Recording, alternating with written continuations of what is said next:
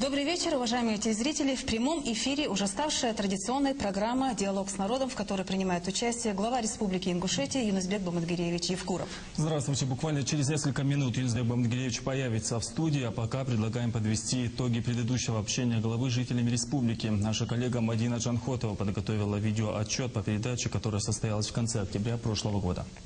Итак, видеосюжет. В период подготовки к прямому эфиру передачи «Диалог с народом» с участием главы региона 25 октября 2012 года была проведена большая работа по сбору и обработке вопросов, поступивших от жителей республики. Возможность задавать вопросы была предоставлена всем желающим, при условии, что четко будет изложена их суть и указаны данные обращающихся. Со своими проблемами граждане могли обращаться по телефонам ГТРК Ингушетия, ТРК Магаз и радио Ангушт. Также можно было выйти на личный блог главы региона и официальный сайт Республики Ингушетия. Из общего количества поступивших, это 1754 вопроса, большое количество оказалось продублированным. Многие обратившиеся указали неверные контактные данные, и связь с ними была потеряна. В окончательном варианте в список вошли 783 вопроса. Вопросы касались всех сфер жизнедеятельности республики. Из них наибольшее число относится к социальной сфере – 169 вопросов. 139 были из области культуры и спорта. 88 человек интересовала область строительства. Это ветхое жилье, дороги, оползневая зона, ФЦП. В числе заданных немало вопросов, возникших по линии ЖКХ, занятости населения, системы здравоохранения и миграционной политики. Анализ обращений граждан показал, что наибольшее количество вопросов поступило от жителей Назрани и Назрановского района. На третьем месте Сунжинский. По словам самих граждан, благодаря передаче «Диалог с народом» многие люди смогли не только получить ответы на интересующие их вопросы, но и решить свои проблемы многолетней давности. К примеру, откликнулся глава республики на обращение многодетной матери Заремы Амриевой из сельского поселения Альгетти с просьбой приобрести для них автомобиль. В семье 12 детей, где мать безработная, а зарплата отца совсем мизерная, так что копить на транспорт не с чего, а возить 8 детей в школу и 3 в садик не на чем. По распоряжению Юнусбека Евкурова на место выехала правительственная комиссия. После ознакомления ситуации этой большой семье была подарена автомашина «Газель». Семья живет на возвышенности окраине села. Добираться до школы, амбулатории, детского сада действительно нелегко. Автомобиль, на котором все они теперь могут разъезжать в полном составе, в Альгете доставил председатель комитета промышленности, транспорта, связи и массовых коммуникаций Михаил Илезов. Не остались малыши и без подарков. Куклы и машинки, привезенные им, очень обрадовали детей. Большое спасибо, конечно, президенту Мусе Мажитовичу, то же самое. Большое благодарность от нас. Президент Юнус Бамангериевич Масарчин Галсагл там Много просьб было удовлетворено в кратчайшие сроки по итогам передачи по части проведения линий газопровода, ремонта и асфальтирования дорог, укладки так называемых лежачих полицейских с целью снижения ДТП. Так, например, по просьбе одной из жительниц сельского поселения Новый Редан в кратчайшие сроки после выхода передачи в эфир была заасфальтирована улица Доскиева, являвшаяся некогда проблемным участком. Удовлетворена была и просьба Багаудина Местоева уложить в сельском поселении Барсуки на трассе лежачих полицейских. Разобрались руководители соответствующих служб по указанию главы и с проблемами людей, обратившихся к нему по поводу задолженности по заработной плате. Большой подарок сделал Юнусбек Евкуров вскоре после передачи двум сестрам из сельского поселения Бердюрт. Женщина одна 1935 года, другая 1940 года рождения, с детства живут одни. Во время высылки из-за отсутствия родни они попали в детдом. Спустя годы, повзрослев, поселились в Грозном, работали на стройке. После известных событий в Чечне единственное, что им досталось здесь, это участок земли в Бердюрте. 13 лет две женщины преклонного возраста, Маржан и Молдхан Чемурзиев, проживали вот в этом вот вагончике. На протяжении многих лет обивали пороги различных структур с просьбой помочь в решении жилищного вопроса. Однако оказалось все тщетно. Последним шансом стала передача «Диалог с народом», которая дала свои положительные результаты. Долго ждать помощи глава республики не заставил, говорят сестры. В ту же ночь, как узнал о проблеме, прислал комиссию, чему мы очень удивились и обрадовались, говорит одна из сестер Молдхан. Через несколько дней начали строить дом. Тогда на этом месте стоял однокомнатный домик, построенный гуманитарной организацией, без каких-либо удобств. Теперь это просторное жилье с 3 раздельными комнатами, ванной и кухней. Только он узнал не только скоро, а он даже ночью весь этот вопрос поднял, почему я до сих пор не знал, почему до меня не доходили. А в ту же ночь к нам прислали человека, чтобы решить наш вопрос. Хочу выразить ему благодарность, конечно, хочу, очень хочу, но словами просто так не выразишь это никак. Бабульки очень благодарны Юнусбеку Евкурову за неосуществимую для них мечту. И все-то их устраивает, и внутренняя отделка, и окна, пол, отопление, и забор с воротами. Все сделали как полагается. Посредством передачи «Диалог с народом» учредителю первого в Ингушетии национального женского журнала «Дана» Марит Богатыревой удалось осуществить свою давнюю мечту – выпустить в свет первый номер издания, рассказывающего о жизни и творчестве выдающихся ингушек, внесших определенный вклад в развитие республики. Юнусбек Евкуров на просьбу женщины помочь в издании журнала незамедлительно дал распоряжение министру по внешним связям, национальной политике, печати и информации оказать поддержку и выпустить первый номер к 8 марта, как подарок всем женщинам Ингушетии. Я видела, что нет такого места, где женщины могли бы просто поговорить, сесть в сообщество, поговорить, обсудить свои проблемы. И у нас в республике не было женского печатного издания. Юнусбек Бамадгиреевич с энтузиазмом принял это решение. Журнал оказался востребованным. Он получился довольно красочным и интересным, и сразу же нашел своего читателя. Рассчитан он на разный возраст, как на молоденьких девушек, так и на взрослых женщин. Достаточное количество вопросов в передаче было задано людьми по проблемам, с которыми они столкнулись в тех или иных лечебно-профилактических учреждениях республики. Одна из жителей заинтересовалась, почему в детской поликлинике нет оборудования для того, чтобы проводить детям УЗИ глаз и другое обследование. Выезд в республиканскую поликлинику показал, что, со слов врачей, все, что необходимо для амбулаторного обследования глаз, тут есть. Узкоспециализированное же оборудование должно присутствовать в стационарах. И тем не менее глава республики пообещал, что после переезда коллектива поликлиники в новое здание там появится недостающее офтальмологическое оборудование. Свое обещание Юнусбек Бамадгиреевич сдержал. Состоялось открытие нового здания детской поликлиники, которая оснащена самым современным медицинским оборудованием. Здесь появились дополнительные условия не только для амбулаторного обследования детей. Открыт даже дневной стационар. Не оставляют без внимания обычно Юнусбек Евкуров и детские просьбы. Как и раньше, в последней передаче, тем, кто попросил главу лично, он подарил компьютеры. И не только. Для студии искусств, к примеру, распоряжением главы региона приобрели именной рояль. Подарить его он обещал юной пианистке Николине Парагульговой во время посещения студии искусств и прослушивания музыкальных произведений ее собственного сочинения. Теперь на новеньком инструменте может заниматься не только Николина, но и другие учащиеся студии. Звук совершенно другой. Клавиши свободные, выжался очень легко. Когда Юнусбек Евкуров сказал, что он не знает, рояль белый или черный, я сначала подумала, белый рояль слишком дорогой, денег жалко, и поэтому он будет черный. А сейчас я вижу, что все-таки это не черная лебедь, а белая.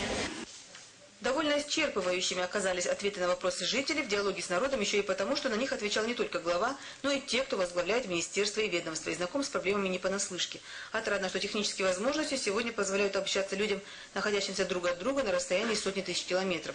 Благодаря компьютерным технологиям на связь со студией во время прошлой программы выходили наши земляки, проживающие в странах ближнего и дальнего зарубежья и различных регионах страны. Приятно, что они следят за развитием региона и происходящими в нем событиями. Им не безразлична судьба народа Ингушетии. Валейкум салам. Меня зовут Магомед, я живу в Дании, и у меня такой вопрос к вам. Я слышал, что в ноябре этого года большая ингушская делегация собирается в соседнюю Бельгию. И хотелось бы уточнить, в составе этой делегации будут наши танцоры, певцы. Хотелось бы поучаствовать в этом мероприятии. Я соскучился по нашим народным танцам, песням. Хамди Могаждишу. Алхамдулилlah, ты кто вообще будешь, а мы? Салмаш Далила Маснига. Обязательно летим большой делегацией, везем артистов, даже нашу передачу «Зёрк», чтобы вы там посмеялись. Да. Ну и гарантированно должен тогда станцевать, раз ты хочешь поучаствовать. Обязательно, ловался без этого. Салмаш, молодец, Маснига, худуша, Андалян, Спасибо большое. Духвал, Чебаком, Дарясом. Ровно через месяц после передачи делегация из Ингушетии во главе с Юнусбеком Евкуровым посетила Бельгию. В состав выезжавших вошли представители законодательной и исполнительной власти, артисты госфилармонии и творческого объединения ЗОК. Члены ингушской делегации в королевстве провели ряд встреч, как с представителями руководства страны, так и с войнахской диаспорой. А также ингушские артисты в городе Антверпене выступили с концертной программой. Примерно так была построена последняя телепередача с участием Юнусбека Евкурова. Глава республики отвечал на вопросы ведущих 3,5 часа. Это только единичный пример из огромного числа поступивших вопросов, большинство из которых удалось решить прямо в студии. Какие темы будут превалировать и в нынешней программе, узнаем совсем скоро. Ну а теперь я передаю слово ее ведущим. Вам, Мадина, за подробный отчет. Надеемся, что этот выпуск программы будет столь же результативным. Программу будем вести мы, Аза Евлоева и Амирхан Цортов. А также нам помогает вести эту программу наш коллега Рамзан Цароев. Мы немножко изменили формат. Если раньше в передаче «Диалог с народом» принимали участие в основном, помимо главы республики, еще и чиновники, то сегодня вы будете наблюдать, что большая часть в студии находится, это простые жители Республики Ингушетия. Мы работаем в прямом эфире. Дозвониться в студии можно по телефону 22 45 45. На эту программу поступило свыше 1500 вопросов. Мы постараемся озвучить максимальное количество. Итак, первый вопрос. Юнусбек Бамангириевич, вот на наш взгляд, самое главное политическое событие, которое было в этом году, это съезд народа Ингушетии, который состоялся 20 апреля. Вот наш коллега с одного из центрального канала, Максим Шевченко, он отмечал, что это был самый демократичный съезд, на котором ему когда-либо приходилось быть. И этого мнения придерживались все, кто принимал участие в съезде, и даже независимые обозреватели. Вы лично остались довольны? Ну, вначале, прежде чем ответить на этот вопрос, я бы обратился к жителям. Добрый вечер, Масна Сергей Калшин. Конечно, диалог с народом многие воспринимают как что-то такое. Вот, обратился туда, и там, как Дед Мороз, подарок принес. А сейчас, когда мы снова начали собирать вопросы, ряд вопросов такой с обидой. Я обращался, мне не помогли. Я бы хотел, чтобы жители понимали, что диалог с народом – это площадка, еще одна площадка, где можно достучаться до власти, можно какие-то вопросы решить. А власть, в свою очередь, анализирует, изучает обстановку, которая происходит в целом в республике. Мы многое в этом направлении делаем, и мне хочется сказать спасибо и членам кабинета правительства, целому правительству, и администрации главы республики, и главам муниципальных образований, и тем людям, которые не являются чиновниками, но при этом имеют возможности зарабатывать, я имею в виду средние, малые, средние предприниматели, кто занимается, те, которые помогли реализовать те проблемы, которые люди вопрос задавали. И вот то, что мы сейчас показывали, малую толику того, что сделано из всех вопросов, которые обратились, мы периодически это все показываем на протяжении того периода. Это все сделал не Евкуров, а делали вот эти люди. Понятно, под руководством, понятно, под контролем.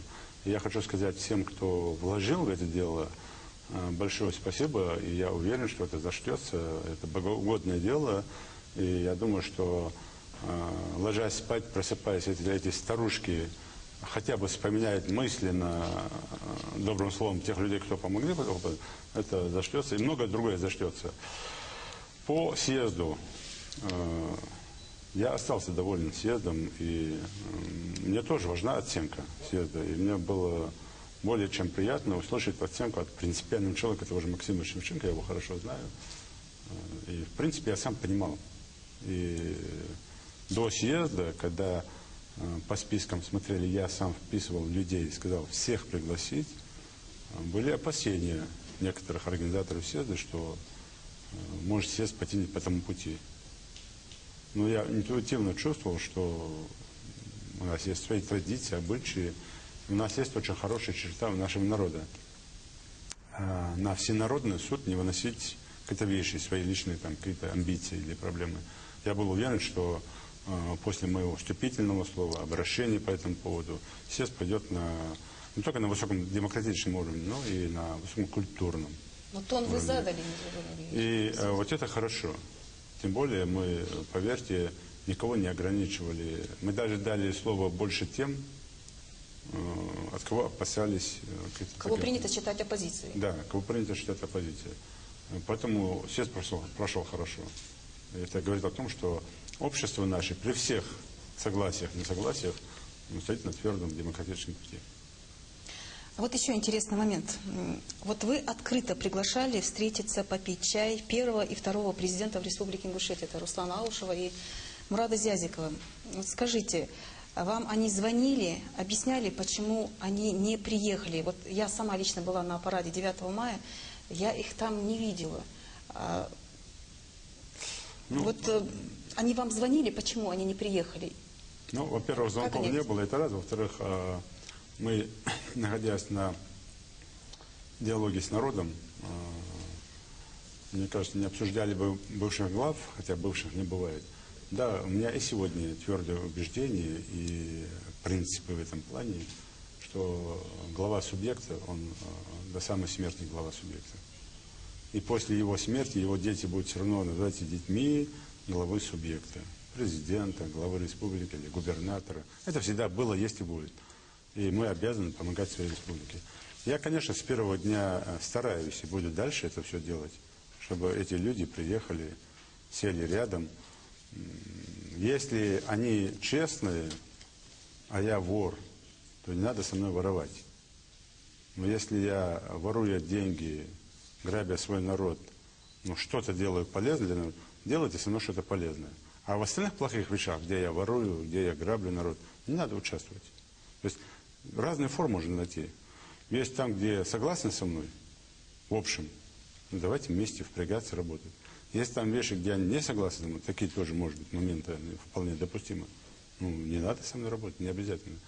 Но в общих вопросах касаемо государственности, вопросах касаемо воспитания подрастающего поколения, стратегии развития, в том числе социально-экономического, мы должны быть вместе. И никто с нас троих, и последующим, кто будет главой, не снимает ответственность. Мы ответственны перед народом, независимо, были мы вчера или не были. Поэтому я пытаюсь это все сделать, надеюсь, что все-таки услышат меня. Ну, вы знаете, это видно, это очевидно, но очень многие были разочарованы немножко тем, что вот именно их не было. Все-таки 9 мая – это великий праздник, и мы не увидели там ни первого, ни второго президента, и было немножко такое вот разочарование. Одно дело относиться лично к главе, другое дело быть с народом в таких мероприятиях. Ну, во-первых, я никакой причины не вижу относиться лично к главе. То есть я ничего плохого не делал, кроме хорошего. Тем более, что... Я на протяжении 4,5 лет, я только... всегда вспоминаю то, что хорошее эти два человека сделали для республики, постоянно перед людьми об этом говорю, буду дальше говорить. Почему? Потому что это моя обязанность. И через меня воспитывается подрастающее поколение. Вот я это и буду делать. У всех были недостатки, я не вспоминаю их недостатки, я всегда вспоминаю только хорошее. Заметьте, когда какой-то объект мы достраиваем, я всегда говорю, что это начинал Мурат Магомедович, этот объект. Где-то, когда мы мероприятие, я говорю, что это делал Руслан Султанович. Мы сделали реконструкцию аэропорта, я говорю, вот, Руслан Султанович начал, мы завершаем, доделываем. То есть это общая работа. И после меня так будет. Поэтому недовольны мной, ну, у меня нет никаких там к ним, и у них нет ко мне никаких лишних. Не может быть. Не должны быть. Не должно быть. Ну, я думаю, что там есть другие причины, и надеюсь, что все-таки эти причины уйдут в сторону, и мы вместе, втроем. Я же почему еще говорю, что вместе мы можем намного больше, чем я один. Намного больше. Почему? Потому что у этих двоих людей довольно большие ресурсы и возможности помочь своей республике. И реализовать те задачи, которые они в свое время не смогли реализовать по ряду причин. По срокам и по другим причинам. Они сегодня могут это все. Не обязательно надо быть... Мне понравилась очень хорошо статья в интернете, не помню на каком-то сайте, где было сказано, не обязательно надо быть президентом республики, чтобы ей помочь. То есть можно помочь, не являясь главой республики. И поверьте, если с помощью Руслана Султановича Аушева или Мурата Магомедовича Зязикова появятся какие-то средства, какие-то объемы, какие-то мощности, я никогда не постесняюсь это сказать, что это с помощью этих людей появилось. Я не буду эти лавры брать на себя, это исключено. Но надеюсь, что все-таки мы скоро втроем будем работать на благо республики. Спасибо. А на съезде было принято решение, что выборы в республике должны состояться путем избрания через парламент. И, судя по опросам, которые мы проводили, большая часть населения придерживается того же мнения. Но есть и те, которые считают, что это не демократично, что народ в состоянии проводить прямые выборы. И даже говорится о том, что власть приняла этот закон под себя. Как вы это прокомментируете? Ну, было бы глупо отрицать, что власть не приняла этот закон под себя. Понятно, если я иду на второй срок и согласился пойти на второй срок, естественно, это получается, что я под себя принял закон. Опять же, если бы я не шел на второй срок, а шел какой-то другой, тогда была бы другая форма, что я принял закон под того кандидата, который идет на второй срок. Поэтому здесь я согласен, что власть приняла закон. Но, понимаете, мы не нарушаем законы Российской Федерации. И мы идем по закону.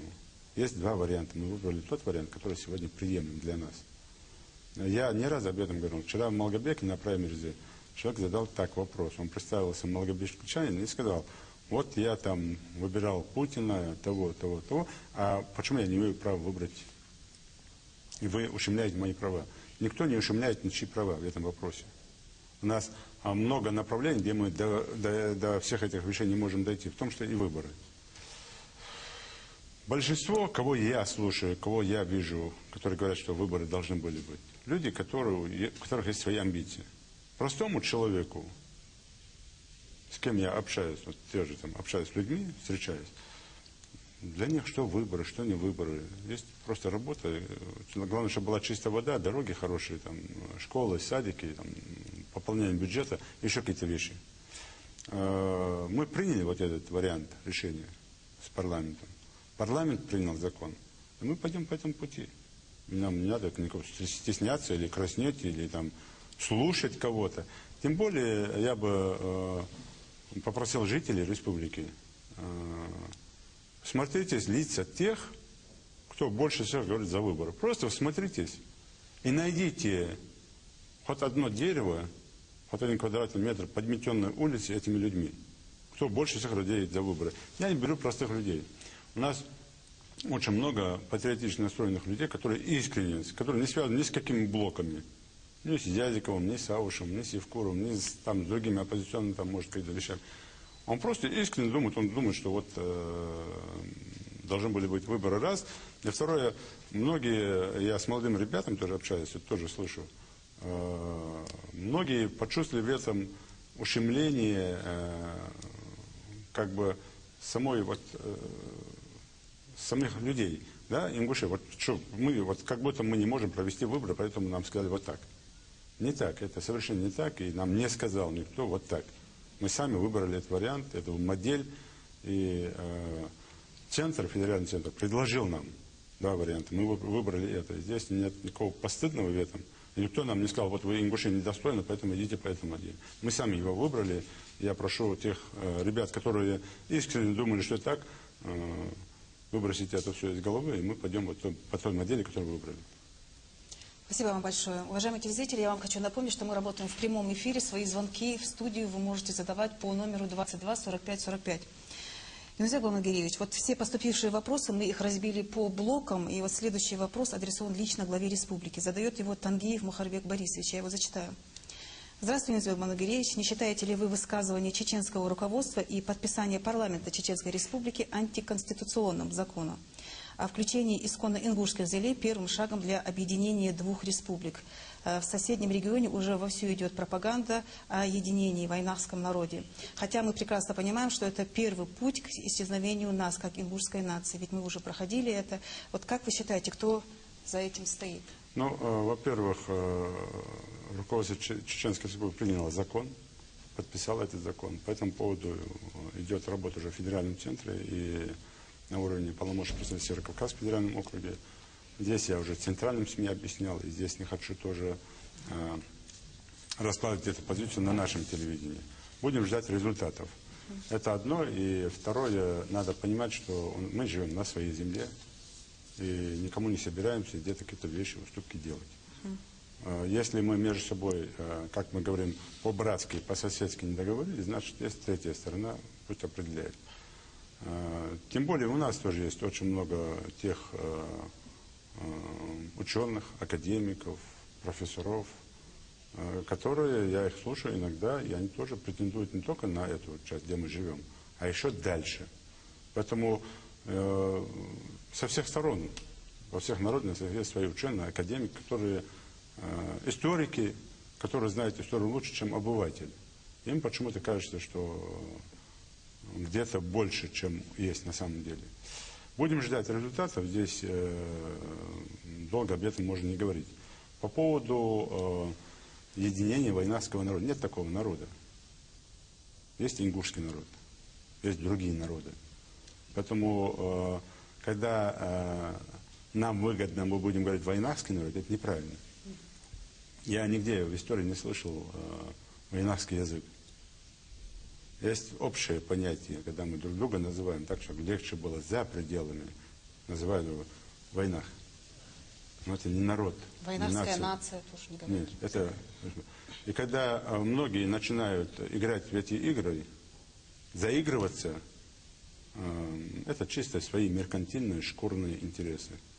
Поэтому я всегда стоял и стою на той позиции, что есть наш народ, есть Республика Ингушетия, есть ингушский язык, есть русский язык, есть китайский язык. И никто это... Нет понятия, есть славянская письменность, но есть при этом русский народ, русский язык. Есть славяне, но при этом есть Россия, Украина, Белоруссия. То есть это есть тюркские народы. Ты знаешь, что это великий тюркский язык. Например, есть турецкий, азербайджанский, они делятся. Есть народы. Поэтому здесь я просто сказал бы, что пусть все, кто хочет кого-то объединить, выбросить это из головы. Я подчеркиваю на все воле Всевышнего, но моя твердая позиция, пока я у власти, никогда с этим вопросом не соглашаться. Это раз. Второе, еще раз заявляю, что у руководства страны нет и мыслей такого, чтобы нас снова объединить. Мы 273 года назад вошли в добровольный состав России. Сами ингуши вошли в состав России. Ингуши вместе, не с кем-то другим, имели свою самостоятельность. И мы не были никогда зависимы и независимы друг от друга. Мы жили. И сегодня надо продолжать так же по-братски или по-соседски жить, но при этом каждый должен жить на своей территории, беречь свой язык, свою культуру, свои обычаи, которые во многом сходятся между собой. Не более того. Но при этом у каждого свой забор, свой дом, свой бюджет и свои обязанности. Спасибо большое. У Тамары Измайловой из сельского поселения Икажево есть видео-вопрос. Давайте посмотрим. Измайлова Тамара Султановна, село Икажево, проживаю в Икажево. У меня к вам такой вопрос. Вот в республике за последние годы наблюдается спокойная обстановка в плане правоохранительных органов. Скажите, пожалуйста, всегда ли это будет так, или это пока временно? Можем ли мы быть спокойны за завтрашнее будущее? Спасибо большое. Конечно, этот вопрос меня беспокоит, наверное, больше всех вопросов на сегодняшний день. И та стабильность, которая сегодня есть, она достигнута большим трудом. За эту стабильность положено много жизней, много здоровья. И республика за эту стабильность, в том, что поплатилась частью своего авторитета, как в регионах России, так и за пределами государств мира. Почему? Потому что нам чуть ли не приклеили ярлык неспокойного региона. Сейчас мы с этого состояния выходим. И уверен, что дальше будут более поступательные шаги, но при этом мы всегда будем упор делать на профилактику любого вида преступления, в том числе и такого зловещего, как террористического, экстремистского направления. Конечно, у нас на виду, на слуху и в списках, и в розыске, к сожалению, граждан нашей республики, которые продолжают попытки дестабилизировать обстановку, убивать нас, взрывать нас. Буквально 2-3 дня назад уничтожены один пособник, второй махровый бандит. Ведь им предлагалось, родственникам этого бандита предлагалось сдаться, прийти с повинной. И когда эти люди, забыв облик своего отца, своего деда, своих предков, своего народа, ищут где-то какое-то страшилище, какое-то чудовище, находят в нем святое чего-то, и по его указанию начинают убивать свой народ, конечно, такие люди, да, они заслуживают профилактики. И это пример того, что может быть всякое. И эти люди замышляли грязные вещи на нашей территории. Почему? Потому что для них спокойствие это неправильно. Они не хотят, чтобы мы спокойно жили. И вот то, что было применено по ним после 2 часов переговоров, разговоров, просьб сдаться, это вот тот 1%, про который я всегда говорю.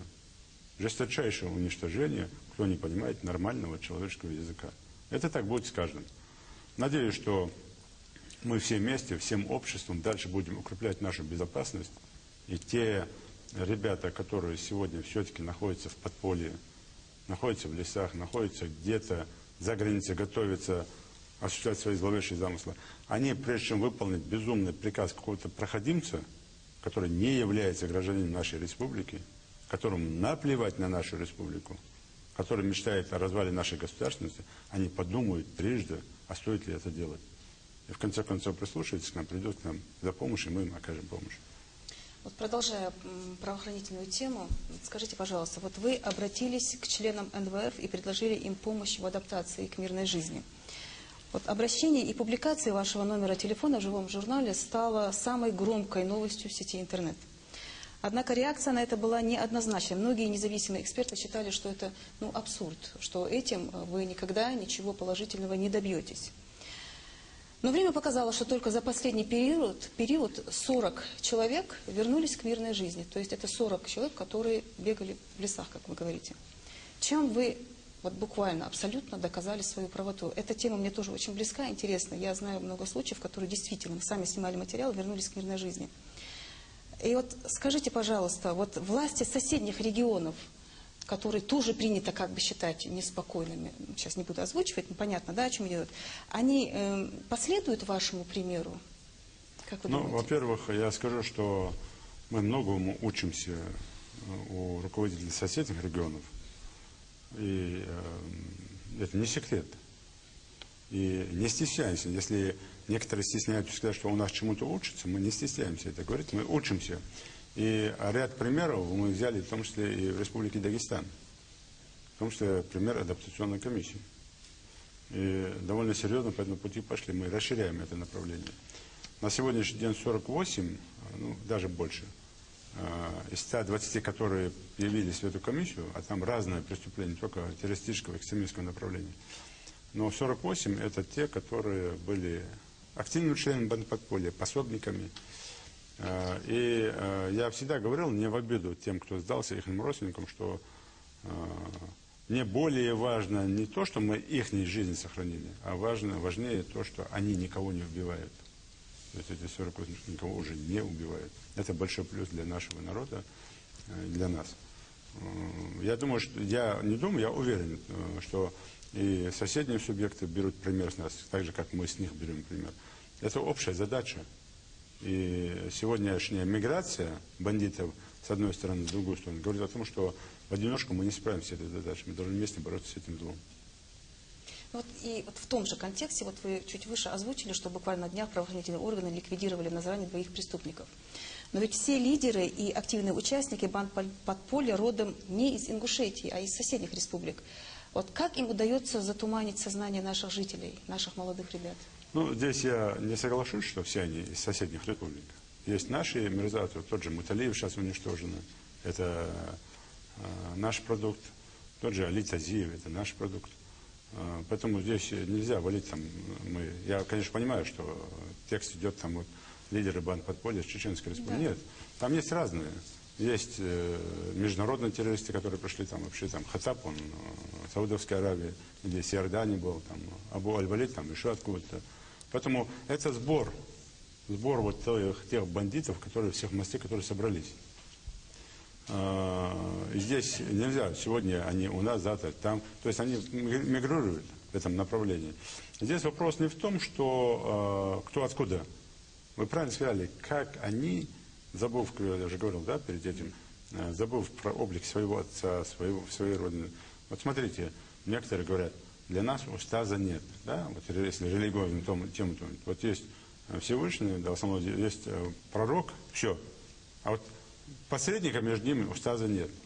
Но поверьте, они, забыв про своего устаза, они более чем фанатично преданы вот тому отморозку, бандиту, который считается у них амиром. Вот они не слушаются отца, они не слушаются мать.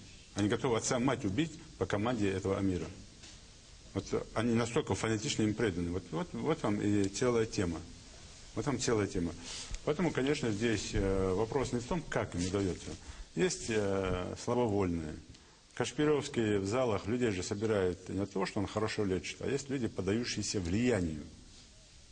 Такие люди везде есть. И вот эти люди, которые идут в эти ряды, они поддаются влиянию. Им будет целый день имам мечети проповедь читать красиво, хорошо, доходчиво, тихо. То есть великолепным, там, постоянным голосом. Они его не поймут.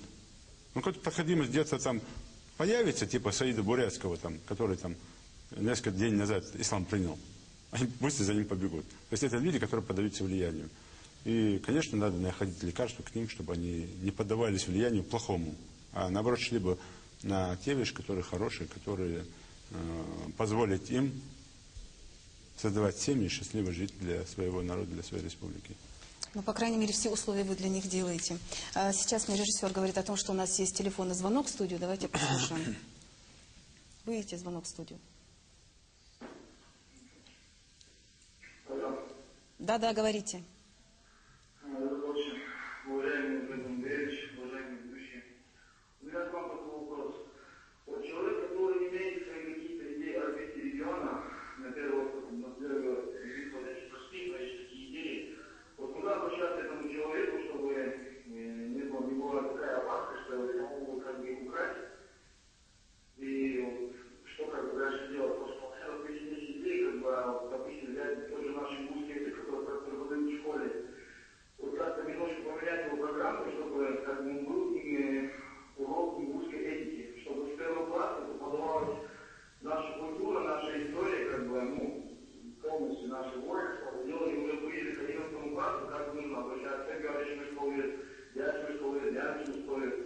И просто как бы мое, конечно, личное мнение, если я думаю, так, 11 лет буду преподавать это в школе, что как бы мы более как бы у нас молодежь поменяет в лучшую сторону. Большое спасибо. Ну, конечно, если вы сейчас поедете в Министерство образования с этой идеей, там умнее вас люди сидят, которые знают, как это преподавать. У нас же как принято, если в голову пришла какая-то идея, мы думаем, что обязательно кто-то к этой идее должен прислушаться. Все должны бросить все и прислушаться к этой идее. А вопрос в другом. Кто по образованию, раз, есть ли профильное образование для того, чтобы эту идею претворить в жизнь? Есть ли практика, есть ли основа для того, чтобы ее претворить в жизнь? И второй вопрос, обратиться к тому же министру образования. Ведь мы всегда говорим, вот министры не слушают. Он это такой сумасшедший министр образования, чтобы, не получив на свой сайт вот это обращение человека с идеей какой-то, не прочитать ее, не сформулировать, куда ее наложить. Тем более сегодня задача стоит максимально этики не только нашим законам ингушским, но и в целом кавказских народов, народов Российской Федерации, учить людей, преподавать им. Почему? Потому что наши дети после учебы здесь, в республике, выезжают учиться за пределы. Мы должны преподавать им вот эти уроки. Я предлагаю этому молодому человеку все-таки обратиться, там, давайте так, грубо говоря, до 30 числа к министру образования. И если он не достучится туда, к министру образования, мы тогда его отдельно послушаем. А министр образования мы после этого мероприятия эту задачу поставим. Он найдет этого человека. Еще один вопрос на правоохранительную тему. Пишет Асхаб Зейтов из сельского поселения Майское. Уважаемый Юнусбек Мамадгиревич, через сельское поселение Майский можно перевести и вывести что угодно. Почему не контролируется этот участок? Ну, во-первых, знаете, можно и по полям унести что угодно. У нас, мы иногда, наши жители, крадут скот целыми табунами или отарами, и в соседних республиках это делают. Но это не значит, что на всем промежутке через каждый метр должны стоять полицейские. Это одно. Почему этот молодой человек решил, что он не контролируется? Он, наверное, не знает, что есть видеонаблюдение, есть контроль через видео. Не обязательно там должны стоять полицейские с оружием. И есть рейдовые мероприятия. Все дороги не прикроешь, и я вообще противник каких-то постов, если в этом нет крайней необходимости. Поэтому пусть будет спокоен, тем более, что сельское поселение Майское – это субъект другого региона. И вопрос, может, туда надо было задать. Но так как там проживают лица ингушской национальности, он поэтому задает вопрос. Контролируйте этот участок и пусть не беспокоится. Ахмед Тимирханов из города Назрань утверждает, что его супруга Далгиеву Малика Цулумбековну подставили по Арсамирзаевскому делу. Она находится год и 8 месяцев в СИЗО. Сейчас Ахмед самостоятельно воспитывает сына, просит разобраться в этом деле и выпустить супругу на свободу. Ну, во-первых, я не имею права выпускать супругу, так же, как и сажать ее не имею права. Для этого есть органы правопорядка, следственные органы. Это одно. И второе, ну, Ахмеду, так как он является мужем своей супруги, надо было до того, как заниматься супругой, чтобы она не попадала под влияние Арсамирзаевой или других товарищей. А супруги Ахмеда, так как она является женой и по шариату, и по нашим адатам, и по светским законам, прежде чем что-то делать, надо было у мужа спрашивать, а можно это делать или нельзя это делать. Я не собираюсь сейчас их воспитывать, я на этом примере говорю всем остальным. Надо заниматься своими женами, прежде чем это случится. А то у нас сегодня получается так, что жена принимает решения все. Все решения принимает буквально. Это одно. Второе, почему я так сурово об этом говорю, да? Потому что я не первый раз это все слышу, ковыряюсь в этом деле. Тысячи обманутых женщин. Но эти женщины обмануты не от того, что они глупые, не от того, что, от того, что им мужья дали возможность распоряжаться материнским капиталом. Это бюджет семьи. А по нашим адатам обычаям не имеет, это муж может без ведома жены что-то сделать. Но жена не имеет на это никакого права без ведома мужа что-то делать. Поэтому живите по обычаям гор, традиции, и все будет нормально. А в нормальной семье и муж не сделает, не спроси, не просто спроси, не поставить в известность свою жену. Это правила игры семейные. В этом случае и семья будет крепкой, и дети подрастаешь будут хорошие. И они будут учиться у папы, мамы, как надо дальше жить вообще в жизни. По этому делу ведется следствие, я думаю, что к какому-то знаменателю придут. А выпустить или там посадить я не полномочен, у меня нет таких полномочий. Спасибо вам большое. С вашего позволения перейдем уже к социально-экономическому блоку вопросов. Наша телезрительница Альянова, проживающая в городе Карабулак, спрашивает, вот в рамках ФЦП «Социально-экономическое развитие республики» у нас строится много важных объектов, но они рассчитаны до 2016 года.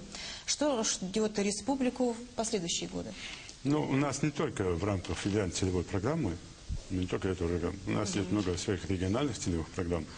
Мы за 2012 год, часть 2011 года, 2012 год почти на миллиард 200, если изменяют, освоили, за счет собственных доходов построили объекты. И школы, и садики, и ряд других объектов, культурных, спортивных и так далее. Провели мощное мероприятие к 20-летию республики, поэтому мы живем и за счет собственных доходов. Это большой плюс для нас. Плюс есть много других программ, и федеральных, и региональных, где мы реализуем много проектов. Особо меня радует, есть огромное количество инвестиционных программ, где мы участвуем в госгарантиях и чистой инвестиции. И строятся довольно мощные объекты социального, экономического и культурного направления. Мы только в этом году планируем сдать мелких, крупных, разного направления объектов по разным направлениям, в том числе и по линии блока правительственного, по линии блока правоохранительного, по линии инвестиционного направления. Более 70 объектов, больше, чем даже в прошлом юбилейном году. И они уже вот сейчас на потоке уже стоят, эти объекты. Начиная от экономической важности, заканчивая там социальными, культурными, спортивными и так далее. До программы федеральная целевая у нас будет реализована до 2016 года, до конца 2016 года. Мы будем итоги подводить уже в 2016 году. Дальше идет программа, так называемая стратегия развития Северо-Кавказского федерального округа в целом. До 2020 года она будет переименована, или уже переименована на программу ФЦП «Юг России». И вот это будет уже до 2020 года. Дальше у нас есть другие программы, в том числе стратегия развития Республики Ингушетия до 25-го, включительно 30-го года. Там тоже очень много вопросов прописано. Помимо этого есть много непрограммных вещей, которые мы реализуем. Вот буквально что нас сегодня ожидает вот, в ближайшее время. Это начало реконструкции 13 километров первых федеральной автодороги. Это завершение реконструкции аэропорта Магаз. Уже там начато строительство зала международного прилета. Это реконструкция в целом комплекса административного здания главы Республики Ингушетия. где сейчас тоже работы идут. Это только то, что мы будем сейчас уже начали, сейчас не будет начинаться. Это начало уже начато, вторая очередь оползневой зоны, где мы уже в этом году и к середине следующего года полностью будем закрывать тему оползневиков. То есть эта тема уже в республике не будет. И куча вот работ, которые мы будем проводить вот за этим промежутком. Поэтому власть федеральная, в том числе федеральный центр, не только там до какого-то периода, а на последующие годы разложила стратегию, перспективы развития регионов. Нам только надо зашить рукава работать, готовиться. Я не говорю только даже вот про проект, мощный сейчас проект, перинатальный центр окружной в республике, который сейчас начинает строиться, детская больница, многопрофильная больница и гемодиализный центр, который 4 объекта на берегу будут стоять. Уже детская больница и многопрофильная больница уже начали строиться. Это мощный проект для республики. И плюс, вот буквально уже поставлены задачи, мы уже представили в Москве все наши проекты, в том числе 3 типовых проекта детских садиков. И мы рассчитываем в ближайшее время получить на 30 садиков, как минимум, средства и начать их строить. Спасибо большое. Я напоминаю, что мы работаем в прямом эфире. Свои вопросы вы можете задавать по номеру 22 45 45. У нас вопрос в студию, звонок.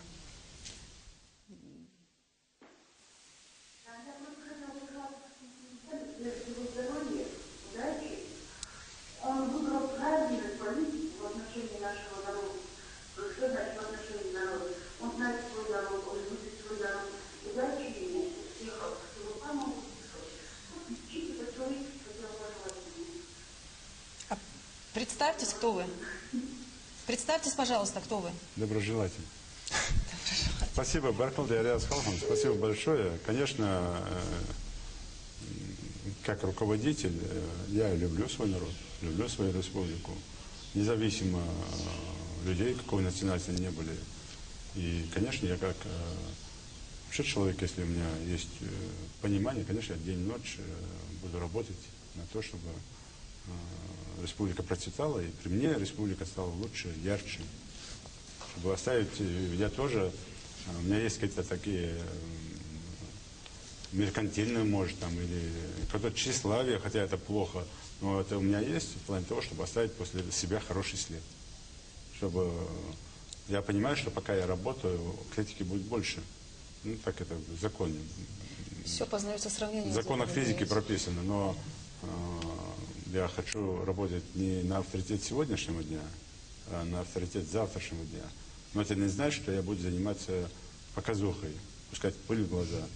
А я буду реально делать все, чтобы... И мне хочется, чтобы то, что сделано при мне, оно было, если не навечно, то, по крайней мере, на какой-то такой долгий период времени.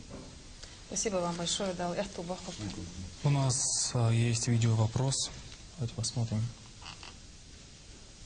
Дурга, вода, проживаю в Назанском районе.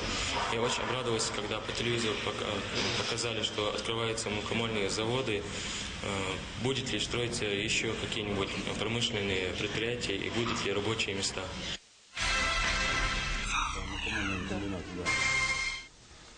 Ну, конечно, будут строиться объекты, и они строятся. Мы довольно мощно реализуем сейчас проекты по линии госгарантий. Это и стекольный завод, и переработка нерудных материалов.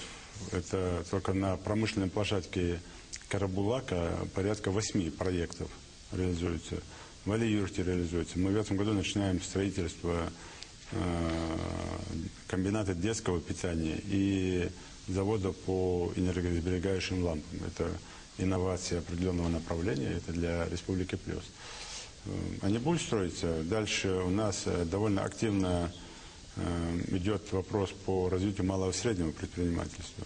И каждый год люди обращаются, зная, видя, что есть результаты. Недавно я, посещая территории, с удивлением заметил и не знал, пока сам тоже не выехал, как у нас делать пластиковые окна, рамы, как с других регионов сотнями, тоннами поступает к нам алюминий, там я даже помню сам проект, и на заводе Вилс, который запущен в состоянии стоял, люди взяли в аренду цеха, и там работают молодые люди у станков, у печи, в жаре, и они выпускают очень хороший качественный продукт, который расходится и по регионам. Завод кровельных материалов, который там наш священнослужитель Целоев очень добросовестно, очень красиво, очень хороший материал делает. И куча всего. В том числе и народные промыслы, которые сегодня мы еще больше возрождаем. В том числе с помощью сидящих в этом зале людей, которые очень активно в этом вопросе помогают и работают. Я, кстати, хотел бы сказать, что это не простые люди, которые в зале сидят. Как ведущий сначала сказал, что это простые люди. Да, конечно, самое уважаемое, самое почетное звание – это простой человек. Ну, это важно, это простой человек. Я мечтаю, чтобы меня когда-нибудь назвали простым человеком. Не главарем, а вот простой человек идет. Это люди, которые сидят в зале, они каждый на своем направлении делает огромную работу для республики, огромную работу, у которой у каждого есть своя судьба, своя история, своя трагедия, в конце концов. Но они день и ночь работают над тем, чтобы делать лучше. Поэтому я вам благодарен. Я не говорил конкретно вас пригласить, я просто понимал, что министров я там увижу. Лучше, если у вас будут какие-то вопросы, если вы тоже здесь вопросы зададите, мне было приятно. И это тоже диалог с народом, потому что вы представляете народ. Как раз есть вопросы? Будьте добры, да. Янузбек Бенкевич, 16-18 мая этого года наша делегация от Республики Ингушетия была на первой международной конференции репрессированных народов Юга России. В следующем году, как вы знаете, будет 70-летие депортации нашего народа. Как вы считаете, не было бы целесообразно провести подобного рода конференцию или съезд в нашей республике? Спасибо. Я думаю, нам надо это делать совместно с Чеченской Республикой. Это было бы исторически правильно и не просто здесь, а сделать такое хорошее мероприятие и здесь, и в Грозном, и обязательно в Казахстане, в Кыргызстане, туда, куда наших предков высылали. Это будет довольно хорошее. Это уже вопрос, как вы, как руководитель общественной палаты со своим коллегой там состыкуетесь, и как мы будем эту работу проводить. Да, в сегодняшней ситуации, когда есть недопонимание, сложно это осуществить, но тем не менее, вот эта память, она должна остановить все наши там притязания и забыть на время хотя бы. И это память на наших предках, благодаря которым наши народы выжили. Думаю, будет полезно, если вы представите план мероприятия. Мы обязательно... Была какая-то идея, в том числе, сделать совместный памятник нашим народам в Казахстане. Можно было бы это осуществить и довольно серьезно провести мероприятие. Поэтому разработайте план ближайшего, мы его утвердим, и давайте поэтому сделаем под это дело оргкомитет. Давайте работать. Есть еще вопрос? Да, будьте добры. Гагиев Руслан, руководитель общественной организации «Ветераны Вооруженных сил России». Прежде всего, хотелось бы поблагодарить вас за те теплые слова, которые вы сказали в наш адрес. Спасибо большое. Это обязывает нас еще больше работать на благо народа, на благо наших жителей. И у меня вопрос такой. Прежде всего, мы, присутствующие здесь, являемся гражданами Республики Ингушетия, жителями ее, руководителями общественных организаций. И нас не может не касаться, конечно же, вопрос продовольственной безопасности, вопрос обеспечения нашей республики продуктами питания. Вот. В связи с этим вопрос: в ближайшие годы сможет ли республика обеспечить себя продуктами питания первой необходимости? И второй вопрос, значит, вот, касающийся продовольственной безопасности: сможем ли мы обеспечить себя качественными продуктами питания и значит, как можно меньше, чтобы у нас было контрафактной продукции в том числе? Да, спасибо. Знаете, здесь я на протяжении этих лет наблюдаю некоторых монополистов, так будем их называть, которые привыкли завозить некачественную продукцию с регионов, со стороны. И это представлять как свежую продукцию. Мы выявили в прошлом году ряд предпринимателей, которые завозили И сегодня эти факты есть, мы работаем над этим, ведем учет, в том числе те, кто завозит мясо с соседними, в том числе Северной Осетии, мы специально направляем туда в бойню людей, наблюдаем, как там все это происходит. То есть были факты, в прошлом году они были, и где-то мы выявили, я скажу, где-то порядка 100 тонн мяса, которое было приобретено там, где не по законам ислама они были зарезаны, животные, да? А тупо вот. Но здесь сюда привозили это все как халяльную продукцию. Конечно, грех того, кто это делает, а не того, кто купил у него мясо и съел его. Почему? Потому что он купил в магазине халяль, или там у нас и не может быть там не халяльного магазина, да, к примеру. Но, тем не менее, такие случаи были. Нам, бесспорно, сложно сегодня обеспечить себя продуктами питания своего изобретения на хотя бы на 50-60%. Это надо период. Для этого мы проводим ряд мероприятий. Если вспомнить историю 8-9 года, я вам скажу, мы были обеспечены на 10-15% максимум. И я тогда, если вы помните, собирал предпринимателей, собирал крестьянское хозяйство, и чуть ли не криком на меня говорили: вы не можете вырастить помидоры, я вам деньги даю, землю, просто вырастить помидоры и в сезон помидорный поставить, продавать их на нашей территории вдоль федеральной дороги. А сегодня вы наблюдаете, как это все делаете. И многие работают, и помидоры, и огурцы, и картошку, и все остальное. И дальше эта работа будет продолжаться. Сегодня у нас, мы обеспечим себя продуктами питания где-то на 25-30%. Мы себя обеспечиваем.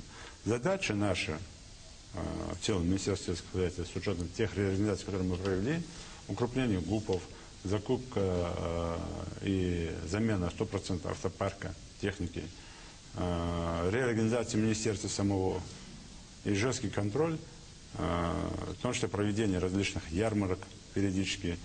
Задача максимально довести до качества своих продуктов питания до 60%. Остальные 40% в любом случае должны завозиться извне. У нас должна быть интеграция продовольственная, мы не должны закрываться. Так же, как и те 40%, которые наши должны быть, которые должны уходить за пределы нашей республики. Вот интеграция продовольственная, в том числе и строительная, и в другой сфере деятельности, она, конечно, должна быть. Мы не сможем там все вместе, там, даже если это есть, то этого нельзя делать. Пускай эти помидоры наши уходят в Кабардино-Балкарию, там, оттуда к нам приходят. Лучше так, чем чтобы мы себе не замкнулись. Есть возможности, есть планы для этого и строятся и объекты, в том числе.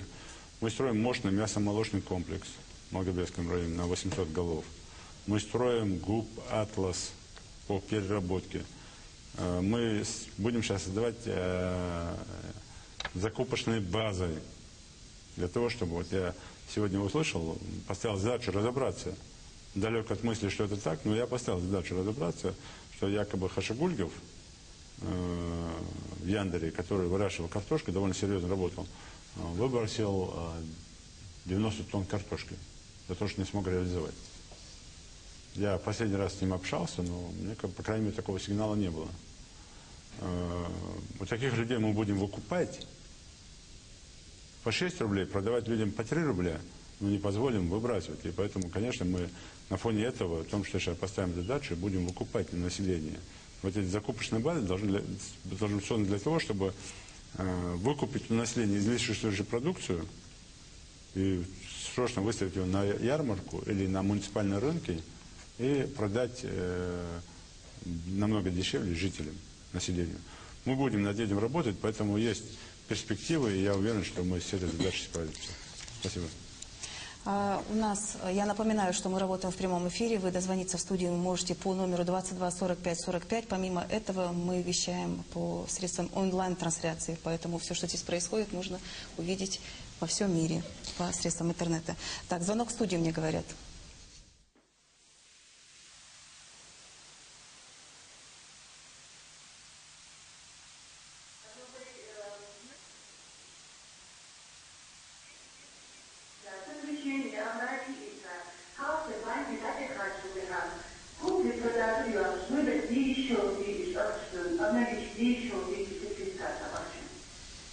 Да.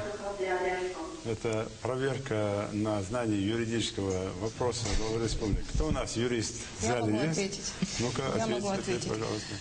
Вообще материнский сертификат, его вправе обналичить по 3 пунктам. И один из этих пунктов – это покупка жилья. То есть вы можете обналичить материнский сертификат для того, чтобы приобрести жилье. И поэтому в этом случае, если вы заключаете договор о купле-продаже, только в этом случае вы можете его обналичить. Поэтому никто закона не нарушает. Тут еще Малкирий Османович, я права?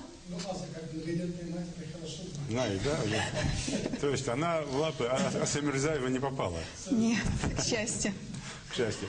Но по большому счету есть разные формы. Конечно, сегодня сложно, это реально сложно, и многие на этом попадаются, что куплю-продажу делают у родственников, брат, сестре, сестра, брату.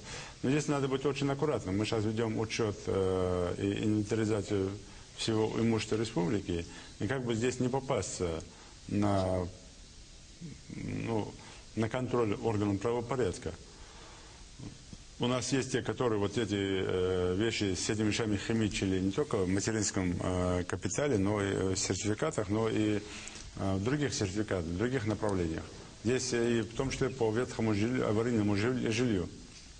Главное здесь не попасться, все равно это преступление будет когда-нибудь выявлено и можете пострадать. Найдите законные схемы и не гоняйте за сиюминутным этим материнским капиталом. А наоборот, найдите схемы законные и спокойно получите по закону этот материнский капитал.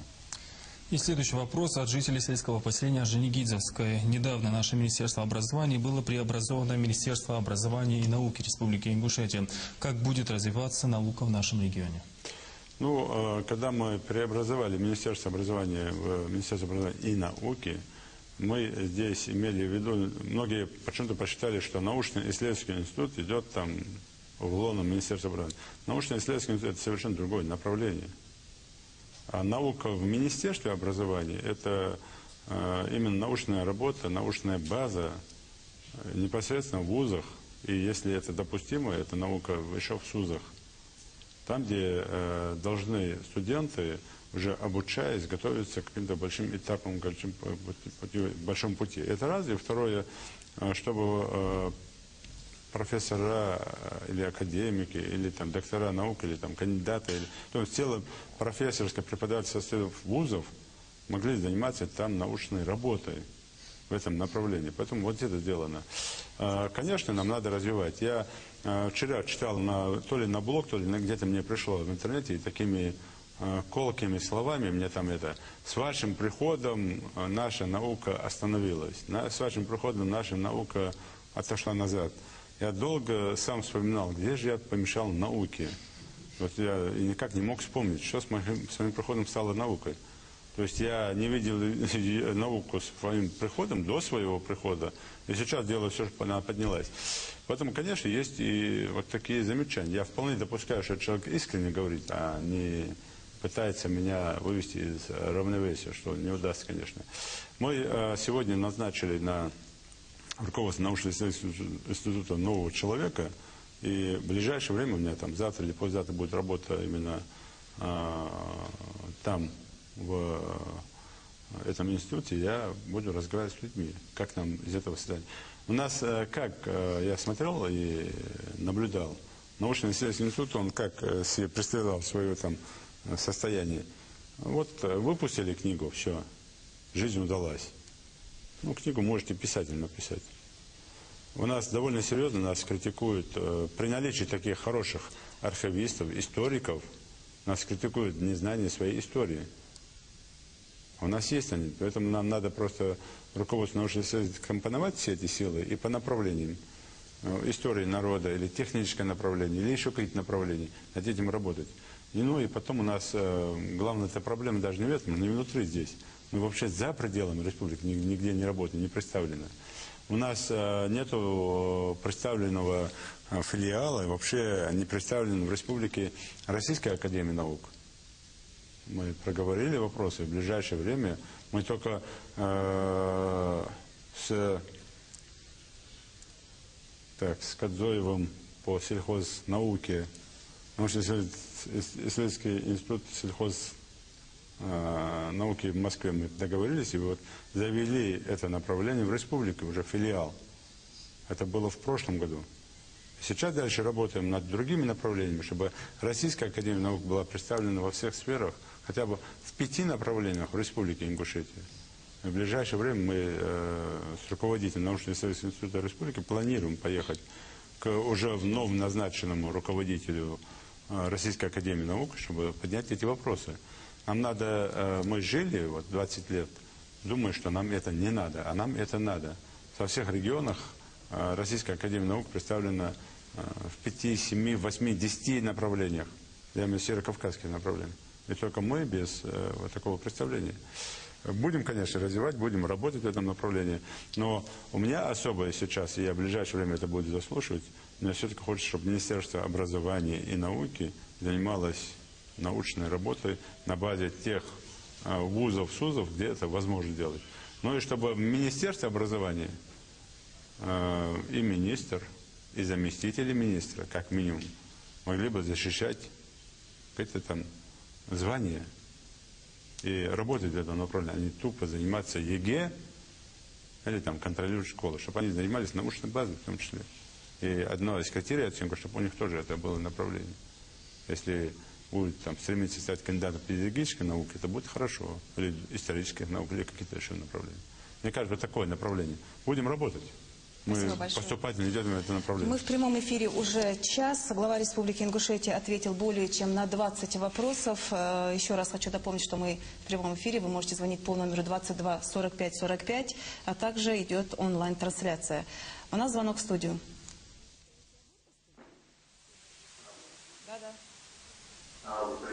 Я в течение 6 лет езжу каждый день по нашим дорогам республики, и каждый день замечаю, что дороги плохие.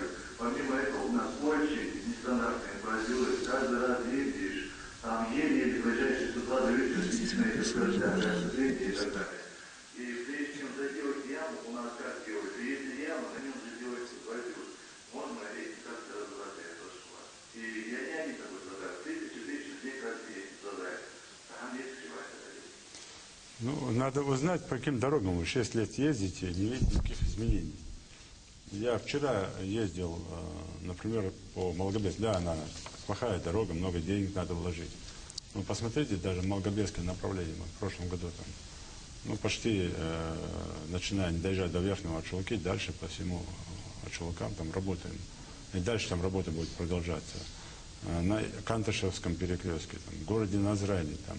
То есть мы только за прошлый год отремонтировали дорог больше, чем это было сделано, к примеру, в 2008, 2009, 2010 году. За один год отремонтировали. Да, есть много проколов в ямочных ремонтах. Где-то не для понимания, где-то бесконтрольно. Ну и я противник вообще ямочных ремонтов. Но сегодня на содержание дорог не такой большой объем средств, чтобы даже, будем говорить, там, погонными метрами ремонтировать эту дорогу. И ямочный ремонт спасает только на какой-то период. На летний период, почему? Потому что в зимний период это все равно превращается опять в те же ямы. Планы сегодня большие, и в том числе одна из главных задач, которую я сегодня ставлю, когда делается, ложится асфальт, чтобы обязательно был бордюр.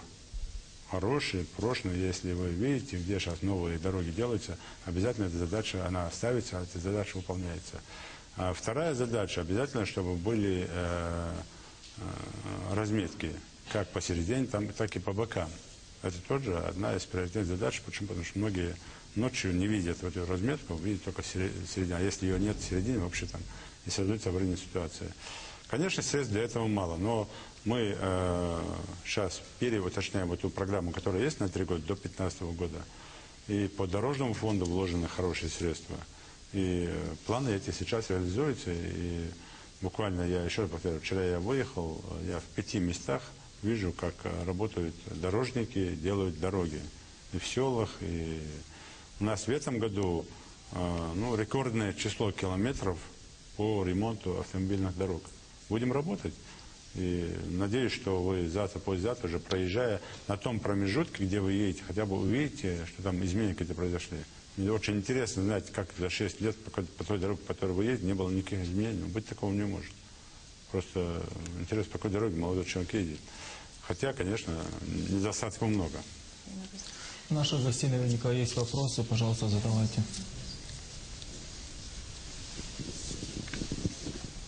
Саиль Халышин, Масне. Уважаемый Юнусбек Андреевич, прежде чем задать вопрос, я хотел бы передать слова своих коллег Республиканской молодежной газеты «Молдавия Ингушетия».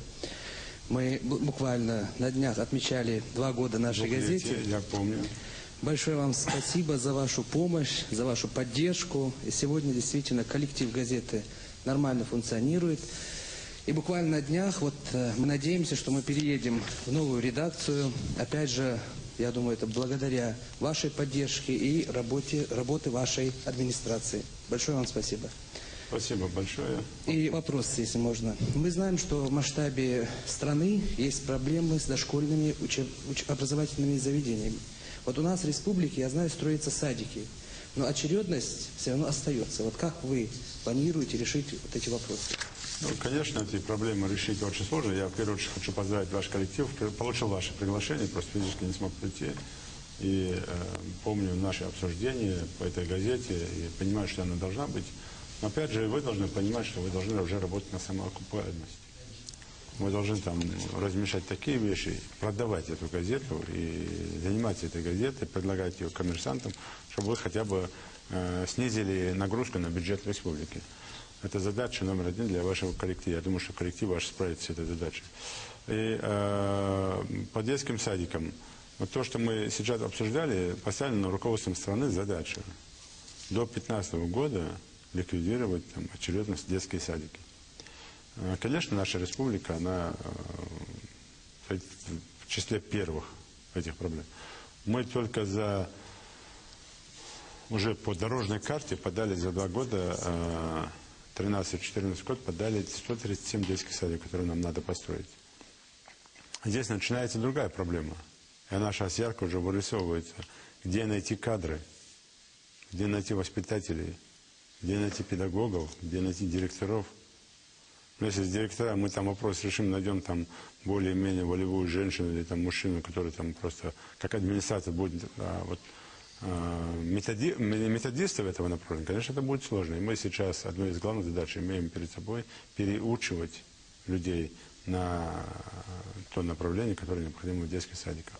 Я уже говорил перед этим, мы в этом году хотим получить как минимум 30 детских садиков. Это был бы большой плюс, большая разгрузка с очередности. Ну и плюс хорошие предложения были. Мы сейчас разрабатываем электронную версию очередности по каждым муниципальным образованиям. И хотим все это вывести на один компьютер, чтобы общий контроль был с одного направления. И чтобы не принимал решение глава администрации или там, директор садика, чтобы минимизировать и коррупцию в том числе, а чтобы мы знали, что вот очередь наступила, и если я 101 стою, то следующее место это мое, а не что-то, не 125-го, который там в конце стоит, или вообще в очереди стоит. Это тоже тема сейчас идет, и программу такую мы разрабатываем. Спасибо. Вот продолжая тему детских садиков, Юнусбек Бамагиревич, вот у нас телезрители задавали вопрос. Гандарова Диана из сельского поселения Мужичи и Черкиева Амина из сельского поселения Аженикидзевское. Будут ли дополнительно построены детские сады в этих населенных пунктах? Вот если нам сейчас дают 30 садиков, я думаю, что во всех населенных пунктах мы построим по одному садику. Во всех, чтобы никого не ущемить.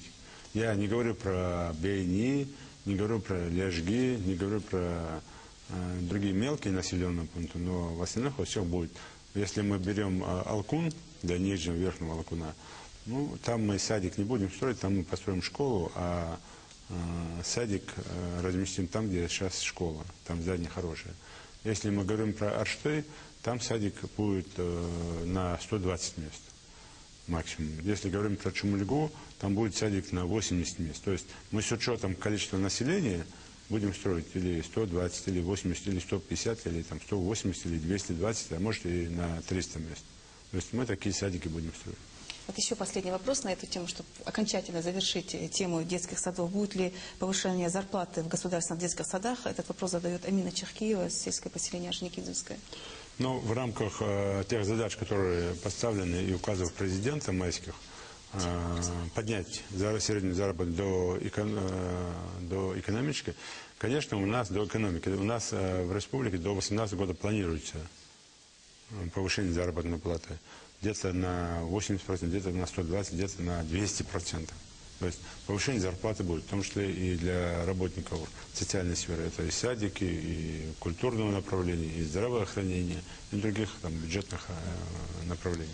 Еще один вопрос из блока образования. Тимурзиева, жительница сельского поселения Троицкое, пишет: у нас много школ, где дети учатся в 3 смены. Есть ли в планах руководства строительства новых школ в тех населенных пунктах, где дети обучаются в 3 смены? Одна из самых приоритетных задач.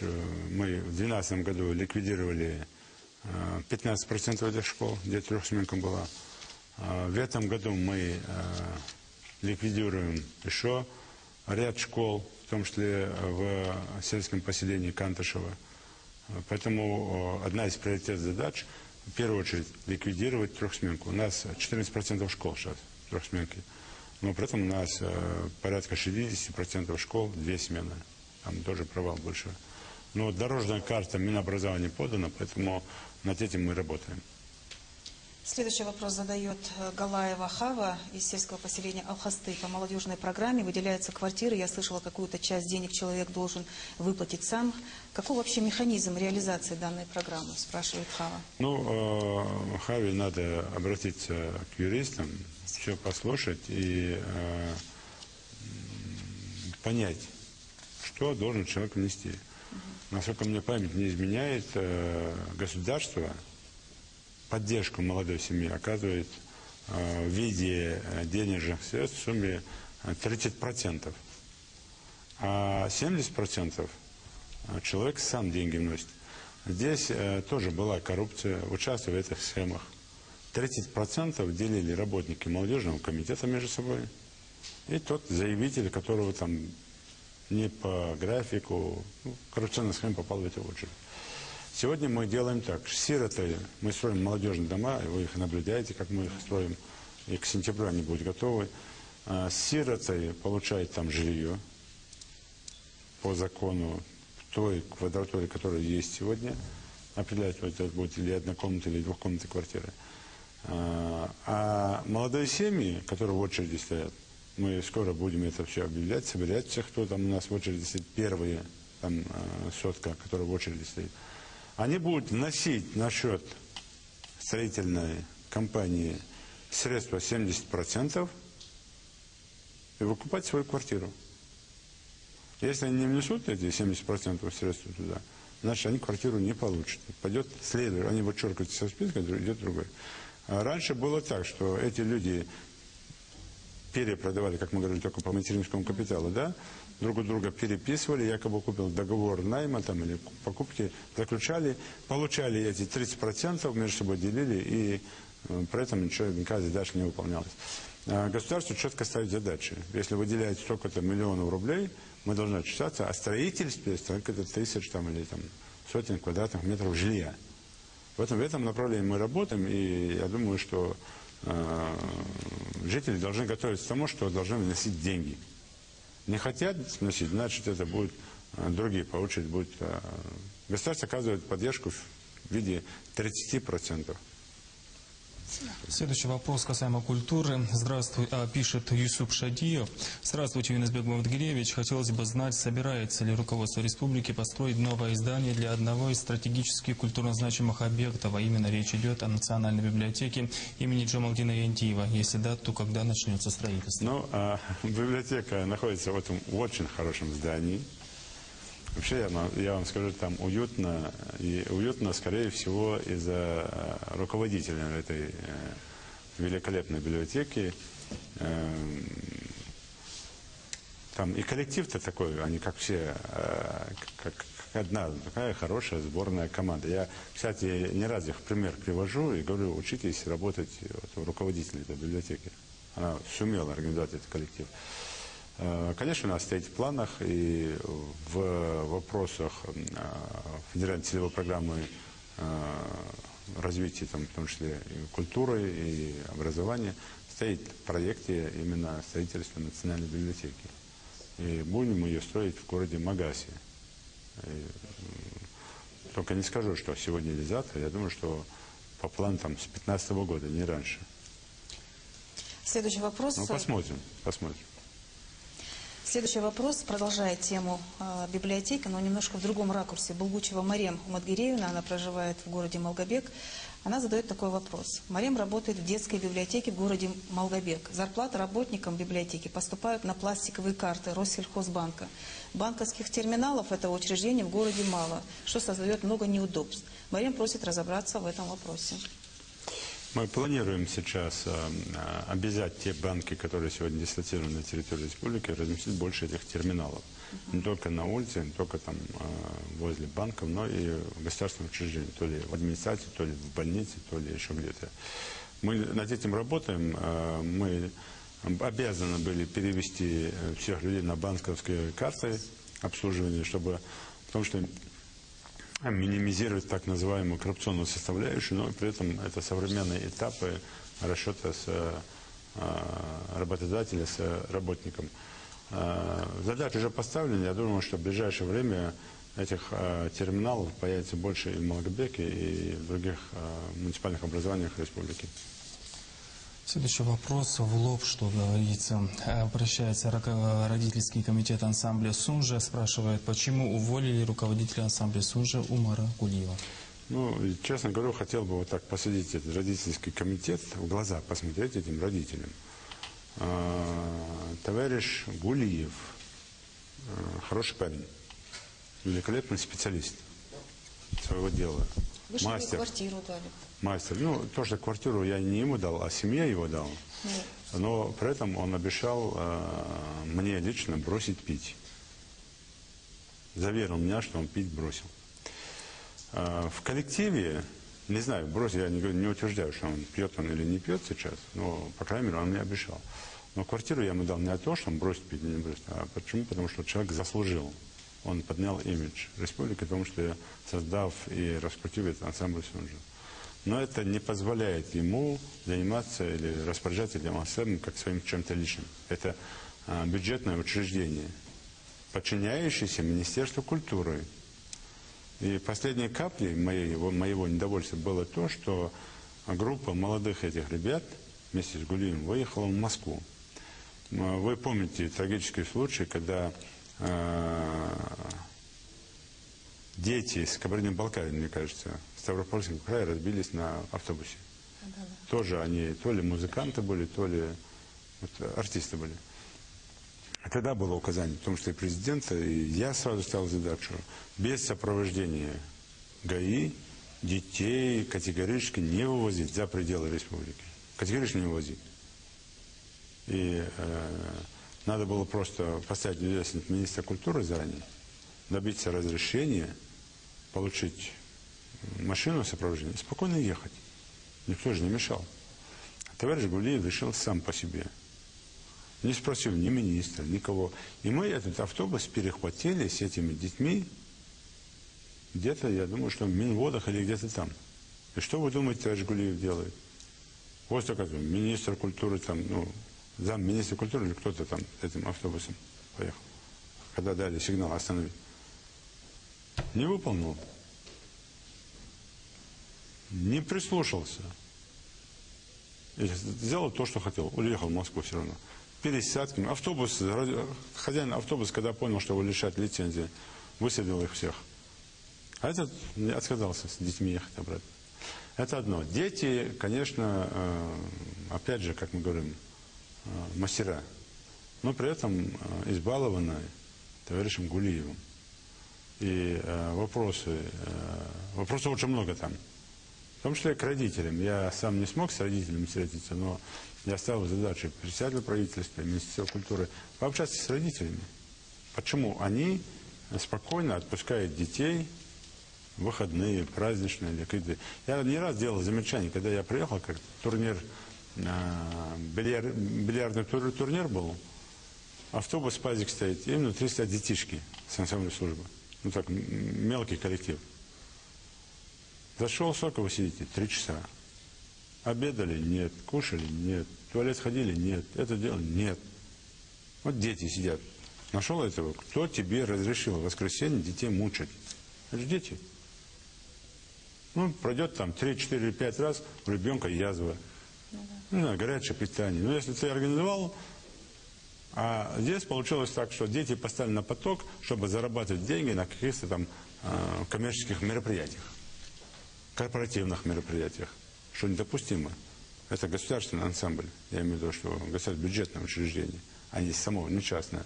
Поэтому, конечно, это была капля. Не раз у меня были жалобы, и я прислушался к руководству правительства о том, чтобы уволить товарища Гулиева. Я ему дал срок 3 месяца исправиться. Если за 3 месяца он придет в себя, поймет свои ошибки, но не в ансамбле службы, я ему найду направление применения. Если он этого не додумается, ну, ничего страшного. Спасибо большое. Есть вопрос аудитории? Давайте активно. Будьте добры, пожалуйста. Передайте микрофон. Добрый вечер. Добрый.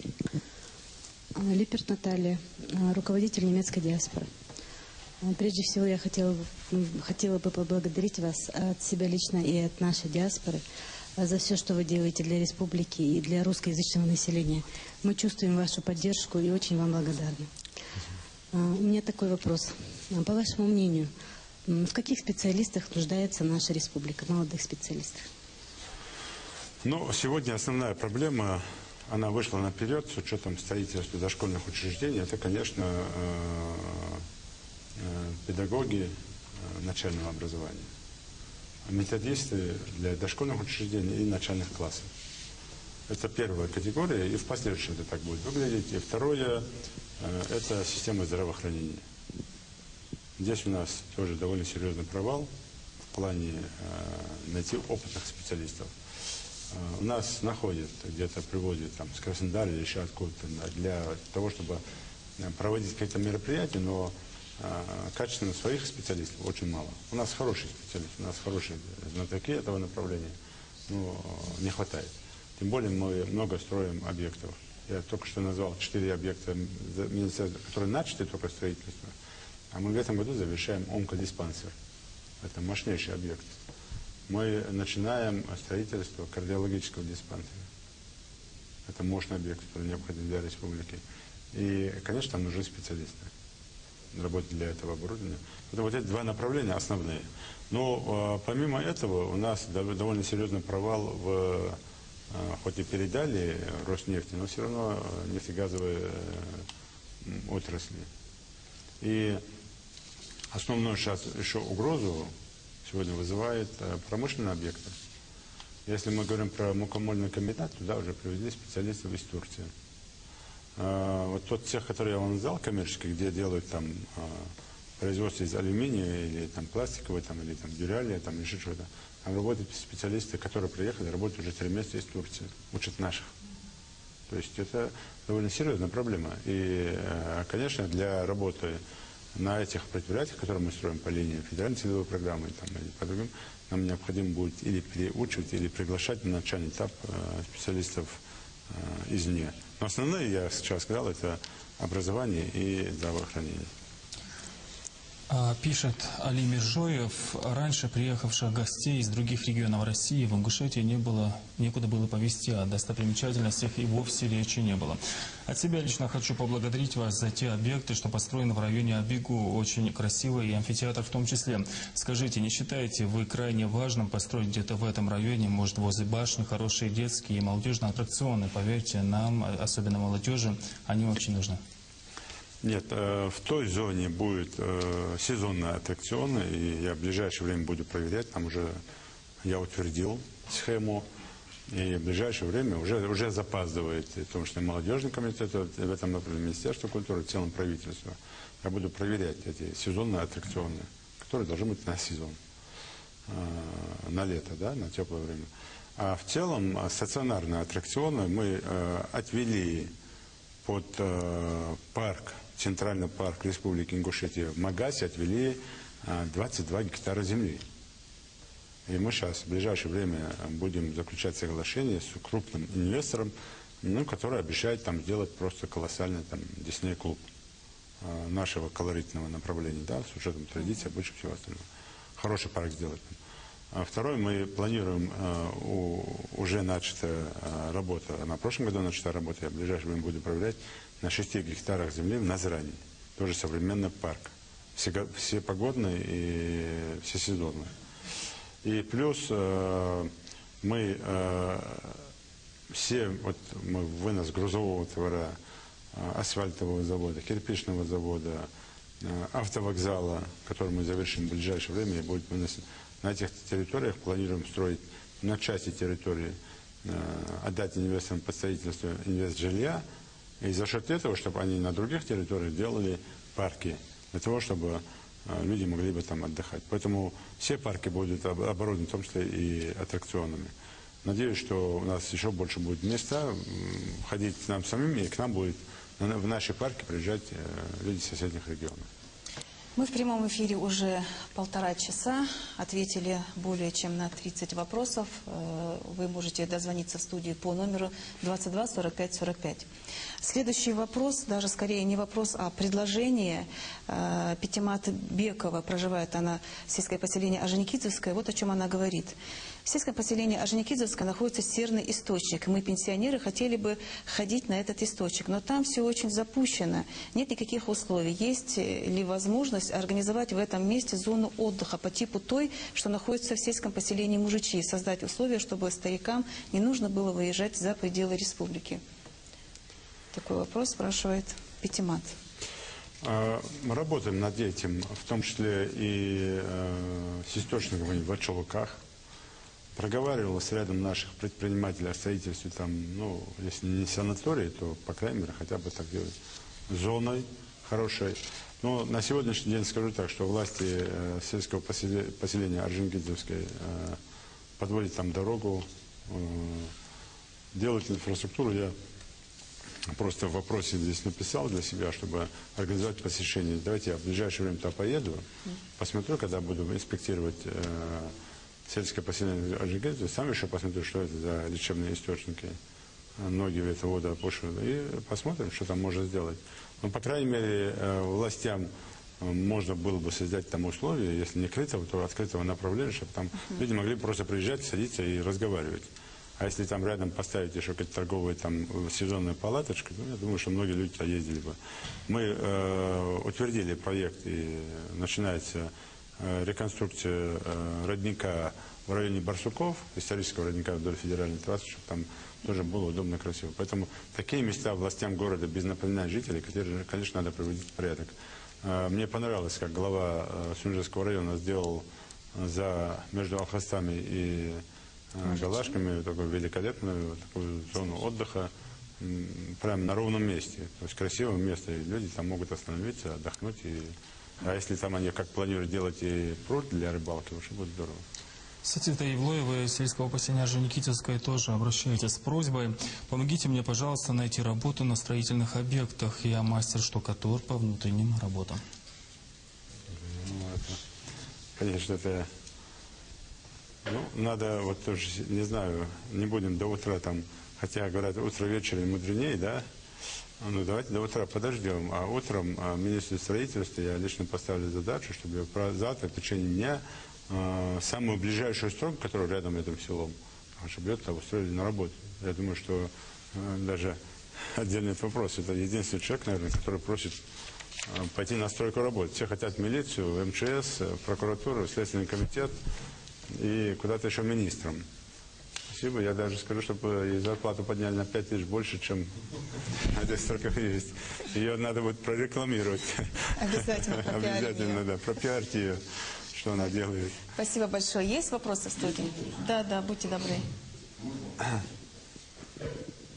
Значит, по традиции представлюсь и выражу мнение творческого коллектива культурно-просветительского центра «Артбост», который я представляю. Зовут меня Евлоев Курейш Салманович. А вопрос У меня вопросы, наверное, скорее всего, вместе с проблемами. Но я выделю из них два основных и попробую их осветить. В общем, мы, занимаясь в творческом коллективе, занимаемся проблемами социальными, разных слоев населения, социальных групп, вероисповеданий. И призываем к тому, чтобы мы уважительно относились друг к другу. Это прежде всего. А второе, мы стараемся в своей работе обязательно заниматься проблемами людей с ограниченными возможностями. Делаем мы это совместно с благотворительным фондом МЯЛ. Как бы систематизируя свою работу. У нас есть свои проблемы.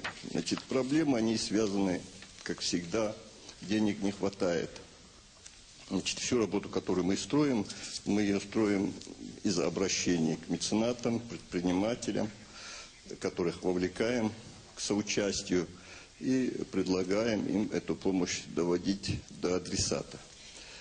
Первый вопрос. Я прошу прощения, на правах ведущей я могу призвать наших участников, чтобы вы коротко, лаконично задавали вопросы, потому что вопросов очень много, до конца эфирного времени осталось не так много. Я уже задаю вопрос. Будьте добры, пожалуйста. Первый вопрос. Поддержка общественных организаций. Второй вопрос.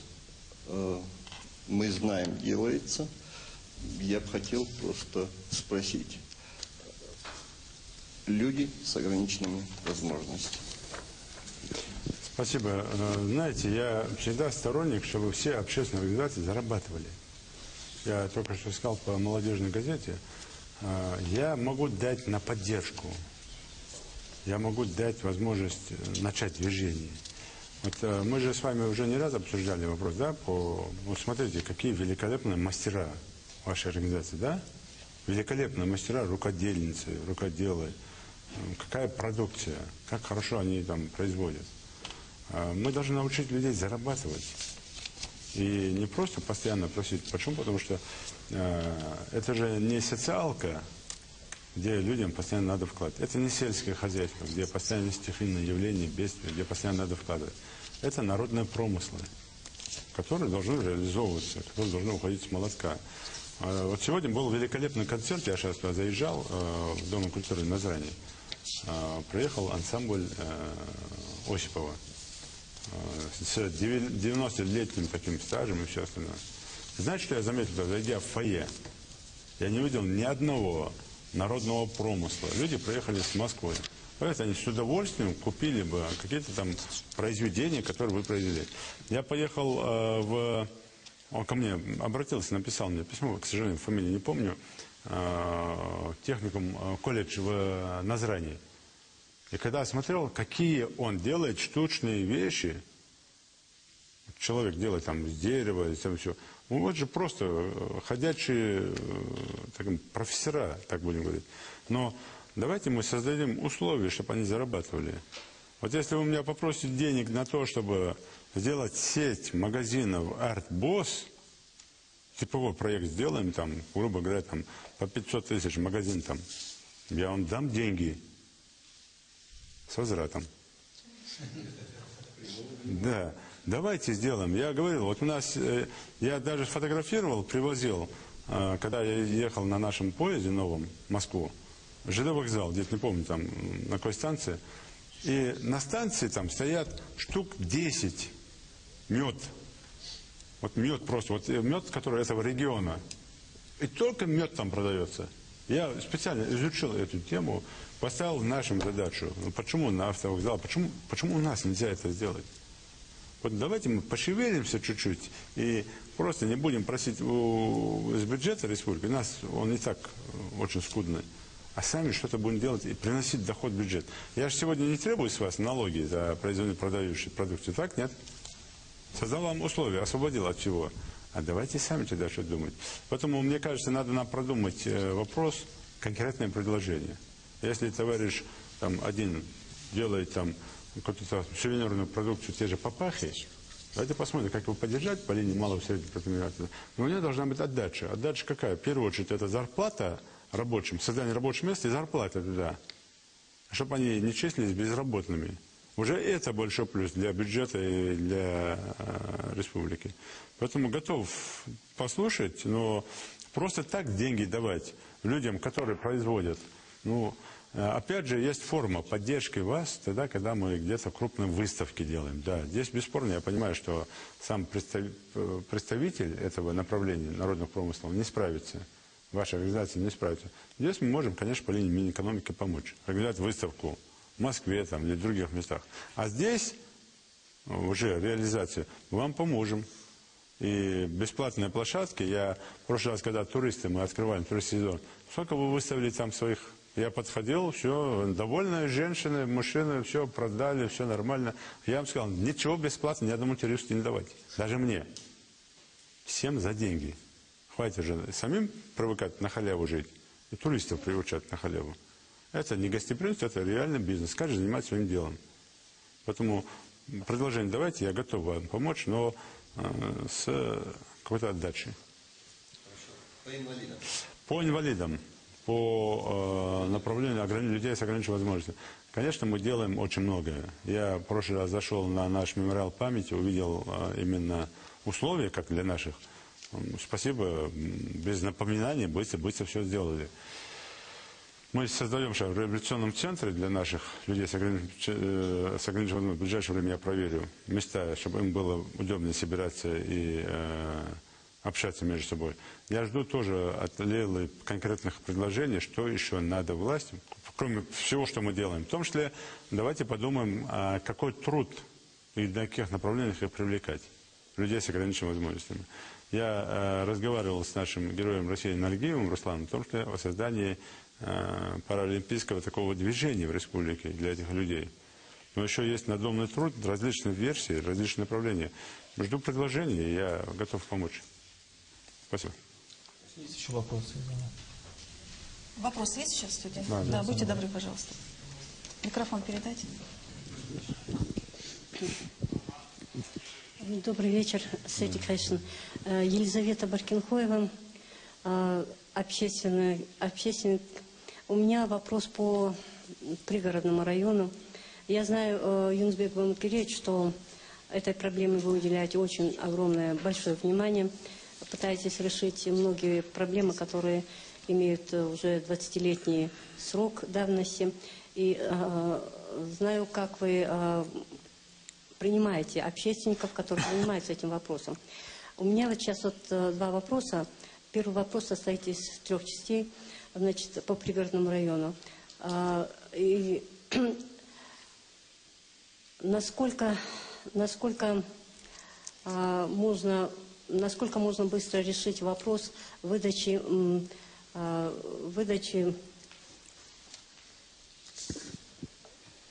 возмещения материального ущерба по пригородному району. Этот вопрос волнует очень многих. Потом возвращение в закрытые села. И самый главный вопрос, я считаю, для всех ингушей, это по розыску без вести пропавших. Вот эти все 3 вопроса увязывая, вот как федеральный центр относится к этой проблеме, я знаю лично ваши отношения нашей республики к этому вопросу. Сопредельная республика, я не могу говорить, но вот как федеральный центр относится к решению этой проблемы и как скоро все это можно решить. И второй вопрос у меня. В нашей в республике Ингушетия возможно ли построить физиотерапевтический комплекс для лечения, для излечения уже тех больных, которые получили медикаментозное лечение, например, и важная часть, это уже завершающий этап, когда нужно закрепить вот этот. Это очень важно, я знаю, что в нашей республике отдельно такой больницы нет. И еще немножечко под вопрос, есть у нас томограммы в республике, томографы, которые в основном в республике у нас как-то когда обращаешься, то не работает, то нет специалистов, и все, спасибо большое. Ну, начну с крайнего, по томографам. Я, знаете, более чем серьезно сегодня буду разбираться. Сегодня опять услышал очередную версию, почему томограф не работает там в одном месте, во втором месте. И очень жестко буду спрашивать из правительства по этому вопросу. Очень жестко. Я думаю, что в ближайшее время мы с общественностью поднимем этот вопрос. И организаторы вот этого мероприятия мне про это дело напомнят. По той лечебному учреждению, о котором вы говорите, давайте, у нас есть по федеральной целевой программе много вещей, которые мы делаем, в том числе, и где можно эти функции наложить. У нас, на все у нас не хватит. И ряд болезней, которые лечатся не здесь, внутри республики, мы все равно 100% болезней не можем здесь лечить, с учетом инфраструктуры, специалистов там, и кучу вещей. Поэтому, конечно, многие болезни лечатся за пределами республики.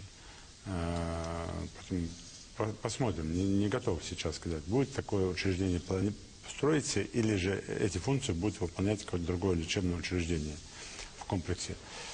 По поводу пригородного района, мы работаем над этим вопросом, довольно серьезно работаем. И те предложения, которые мы подали федеральному центру по возмещению, по компенсации материального ущерба, это в пределах 300 тысяч рублей на каждого, ну, на каждую семью. Это небольшие деньги, но, опять же, не факт, что они будут. И когда мы говорим, что люди ждут этих денег, ну, понятно, ждут, и 20 тысяч ждут, и 40 тысяч, зарплату ждут, но проблема не в этих деньгах, а проблема в том, что те люди, готовые сегодня заехать, которым никто не мешает, это более 700 уже домов, которые там выстроены, и которые не заезжают. Если не 700, а более 500. Если 3 года назад их было 700, потом там 600, вот сегодня это порядка 500 домов, чуть больше, которые могли бы туда заехать. Мы будем просить, я не говорю слово добиваться, будем просить дальше, чтобы нам все-таки компенсировали небольшую сумму компенсации за потерянное имущество, которого в разы больше, конечно, в каждой семье. Тема по закрытым населенным пунктам. Работаем мы над этим с руководством Северной Осетии. Я хочу сказать искренне спасибо руководству Северной Осетии, что находим понимание во всех вопросах. Не только в вопросах беженцев, не только в вопросах интеграции, но и в вопросах культурного обмена. Вы знаете, что недавно те драгоценности, которые наши деятели хотели продать, чернокопатели, и органы правопорядка Осетии выкупили это и поймали наших так называемых чернокопателей, эти вещи были переданы уже на хранение музея Северной Осетии. В последующем эти драгоценности передали нам. То есть здесь мы находим понимание. У нас ни разу не было какого-то вот такого непонимания. Но есть стратегические вопросы по, понятно, возвращению, обустройству, интеграции.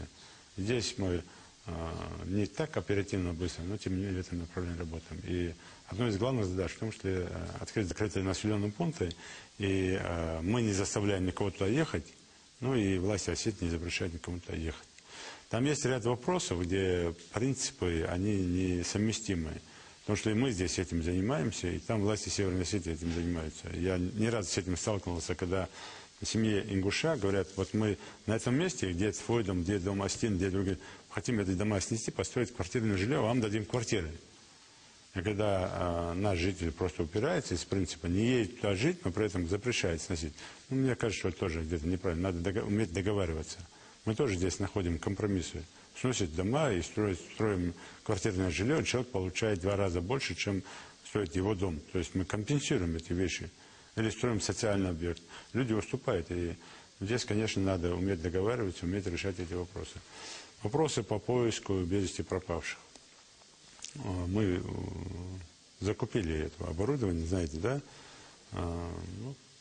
Есть у нас ряд направлений, есть там работа, мне хочется это озвучивать в прямом эфире, но поверьте, для меня это может, одна из самых главных задач.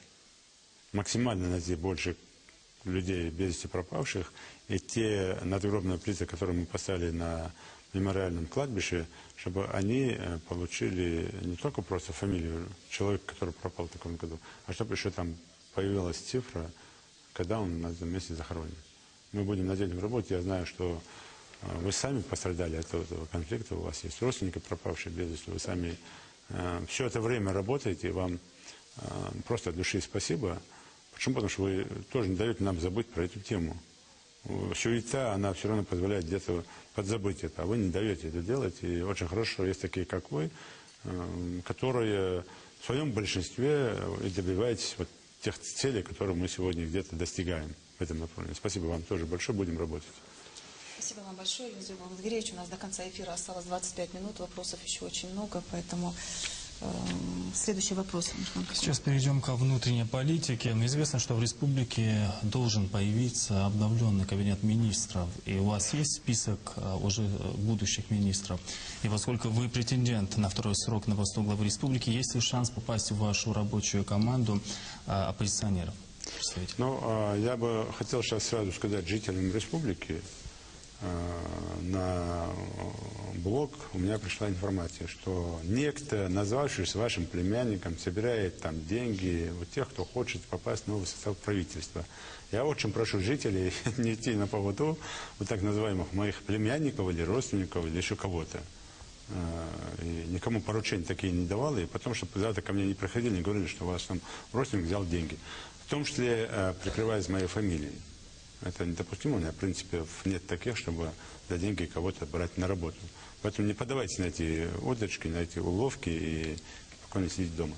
Нет у меня списка как такового, да, вот чтобы я там составил. Но есть понимание, кто будет в составе нового кабинета министров. Бесспорно, многие останутся. Почему? Потому что многие справляются с задачей, работают более чем хорошо. Мы провели ряд замен. Буквально там в течение полугода эти люди еще не реализовали свои возможности. Они нарабатывают, они обучаемые, они более чем амбициозные. Ну и бесспорно многие уйдут. Есть ли шанс попасть в оппозицию, так называемую, да? Но нет для меня оппозиции. Для меня оппозиция люди, которые критикуют власть на благо народа. Люди, которые готовы со мной, вот он критикует, но появилось стихийное бедствие. Он отбросил все амбиции, стал рядом со мной с лопатой в руках и начал со мной работать. Пришла беда, он бросил все, начал со мной. Вот это и есть оппозиция. Остальные это люди, стремящиеся попасть в кормушки. Не более того. Но всем есть возможность попасть. И тот, кто в состоянии справиться с задачами, вы посмотрите, мы и так, даже те, которые были против власти, они работают во власти. Мы берем, мы работаем. Мне сегодня ценность человека, чиновника или там работника, это порядочность раз, профессионализм 2 и обучаемость 3. Если эти 3 качества у человека есть, если даже второе качество не совсем высокое, но он обучаемый, я готов тратить на него время, нервы, здоровье, и сделать из него хорошего профессионала. Но когда человек, кроме того, что желание работать, не имеет порядочности, то даже его обучаемость не спасет. Почему? Потому что он может себя провести подло и предать. Это уже крайне плохие вещи. Поэтому есть возможности, и, пожалуйста, давайте играйте на этом поле, и у кого есть желание, обращайтесь. Спасибо большое. Еще один вопрос. В интернете появилось сообщение о том, что издательство совершенно секретно планирует провести в конце мая круглый стол по теме «Ингушетия. Стабильность или кризис власти». Уже давно появился предварительный список участников. Возникает вопрос, вообще первый вопрос, о каком кризисе идет речь, в связи с чем возникает идея такой дискуссии, почему она будет проходить где-то в Москве, а не в Республике Ингушетия. И, наконец, как собираются обсуждать развитие Ингушетии люди, которые здесь, можно сказать, не живут много лет и вообще не в курсе того, что вообще происходит в Ингушетии. Ну, я бы не сказал, что люди, которые не живут много лет в Ингушетии, не могут обсуждать. Я тоже много лет не жил в Ингушетии, но при этом владел обстановкой, что в Ингушетии происходит, и помогал как мог. И многие помогают со всех концов, из Казахстана, из Кыргызстана, с Европы. Им за это большое спасибо. И в том числе в Москве наша общественность довольно серьезно помогает власти и в целом авторитету, имиджу Республики Ингушетия. Знаете, вот эти круглые столы, так называемые, я не знаю, какая тема там, по крайней мере, меня туда никто не приглашал. Я там есть в списках вообще, я не знаю. Но, тем не менее, я вам скажу, что эти круглые столы, если организаторы там проводят для того, чтобы... Тема какая там? Кризис власти или там? Кризис власти, да. Ну, Стабильность или кризис власти? Ну, стабильность или кризис власти. Ну, может, какую-то цель имеет исследовательскую разобраться, или цель какую-то другую имеет. Ну, посмотрим, что они там проведут. Надо понимать, кто за этим стоит. Если это руководство совсекретно организовало и хотят проверить, это один вопрос. Если это так называемые представители совсекретно, одна, я не буду фамилию там называть, одна из женщин, которая сюда периодически приезжает, и организовали те, кто за этим стоит, ну, для меня тогда понятно. Мы давайте дождемся этого мероприятия и потом покажем народу фамилии тех, кто на этом мероприятии участвовал. И если там именно истинно патриоты нашей республики, похлопаем в ладоши. Народ же сам поймет. И посмотрим, где мы найдем труд того или иного человека в нашей республике. Где он отремонтировал дорогу, где он посадил дерево, и где он в прошлой жизни, когда сам был чиновником, что-то чего-то добился. Просто надо разобраться в этой ситуации. И, по крайней мере, мы там не приглашены на это мероприятие. Я думаю, что там довольно серьезно будет обсуждать кризис власти. У нас до конца эфира 10 минут. Очень хочу успеть задать вам вопросы основные. И вот следующий вопрос. Вот вам известны интернет-сайты Angush.com, Khabar.org, Рио онлайн и другие. Их еще называют оппозиционными. Как таковых оппозиционных материалов на их страницах не найдешь, не бывает. В основном это одна грязь. И что самое интересное, ведь всем понятно, кто стоит за этим. Это, в частности, Мусамедов, Мурат Зязиков. Почему вы не обратитесь к Путину, чтобы эти люди хотя бы не занимали такие высокие должности в федеральном правительстве? И неужели нельзя ничего сделать с подобными сайтами? Ну, знаете, мы на уровне слухов, разговоров, да, что Мурат Зязиков там, или Мусамедов там, или еще кто-то стоит. Я знаю, что и Angush.com, и Рио онлайн, и, как вы сказали, Khabar.org, и Ингушетия.ру.орг, и еще ряд сайтов. Ну, вполне. До меня тоже эти разговоры доходят, что за ними стоят. Я не читаю информацию этих сайтов. Я не читаю. Я 1-2 раза прочитал и не читаю. Почему? Потому что, во-первых, не хочу сам себя злить по отношению к этим людям. И кто за этим стоит. И, во-вторых, зачем мне читать ложь, обвинение в мой адрес, если это не так. И потом я знаю, что ровно пройдет месяц, как я уйду с должности, как эти же сайты, эти же мерзавцы возьмутся за других руководителей. Это болезнь людей. И тем более, каждый, кто за этим сайтом стоит, они имеют свою историю. Почему я не обращаюсь? Ну, во-первых, если бы это даже было так, что там Мурат Магомедович там, или там бывший министр МВД за этим стоит, как я могу, глава республики, жаловаться Владимиру Владимировичу, сказать: Владимир Владимирович, вот там Мурат Магомедович мне мешает работать, там сайт создал. Ну, это же недостойно. Тем более, как мы можем жаловаться? Конечно, никогда не обращусь. Я думаю, что там другая история. Болезнь воображений, зависть, желчь. Как при этом говорят верующие люди? Прочитать молитву в их адрес, чтобы они исправились, чтобы они победили дьявола в своей душе и стали чистыми. Вот и все. Поэтому я бы не стал это комментировать, просто у меня нет подтверждения, что там за этим стоит. И, во-вторых, если стоят они за этим, пускай работают. Почему? Потому что в их время по ним была такая же ситуация. Я иногда вижу, когда вот пару раз прочитал, я вижу, что один в один то, что писали про них, там теперь пишут про меня, только фамилии поменялись. Может, из этого люди делают выводы, что это сайты их. Информация, она недостоверная, но имеет факт место быть. Поэтому, если им так нравится, если у них есть деньги тратить на это, нервы на это, пускай продолжают. Я это не читаю. Но это люди известные в республике, и все прекрасно знают, что они оставили после себя. Вот от себя лично, честно, могу просто добавить. Мурат Магомедович, у нас вот основные важные события, которые предстоят в нашей республике, это вот спортивные игры М1, битва в горах, День республики. Давайте, наверное, сейчас к этим вопросам перейдем. Вот самое главное, на наш взгляд, спортивное событие, это М1, битва в горах, которая состоится 8 июня. У нас есть небольшой видеоролик, я предлагаю вам посмотреть его, очень зрелищный. Да. Будьте добры, пожалуйста, так, чтобы разрядить обстановку. Ну, чуть-чуть заработалась, заговорив про Зязикова, назвала меня Мурат Магомедович. Простите, ради бога. Ничего, нормально, бывает.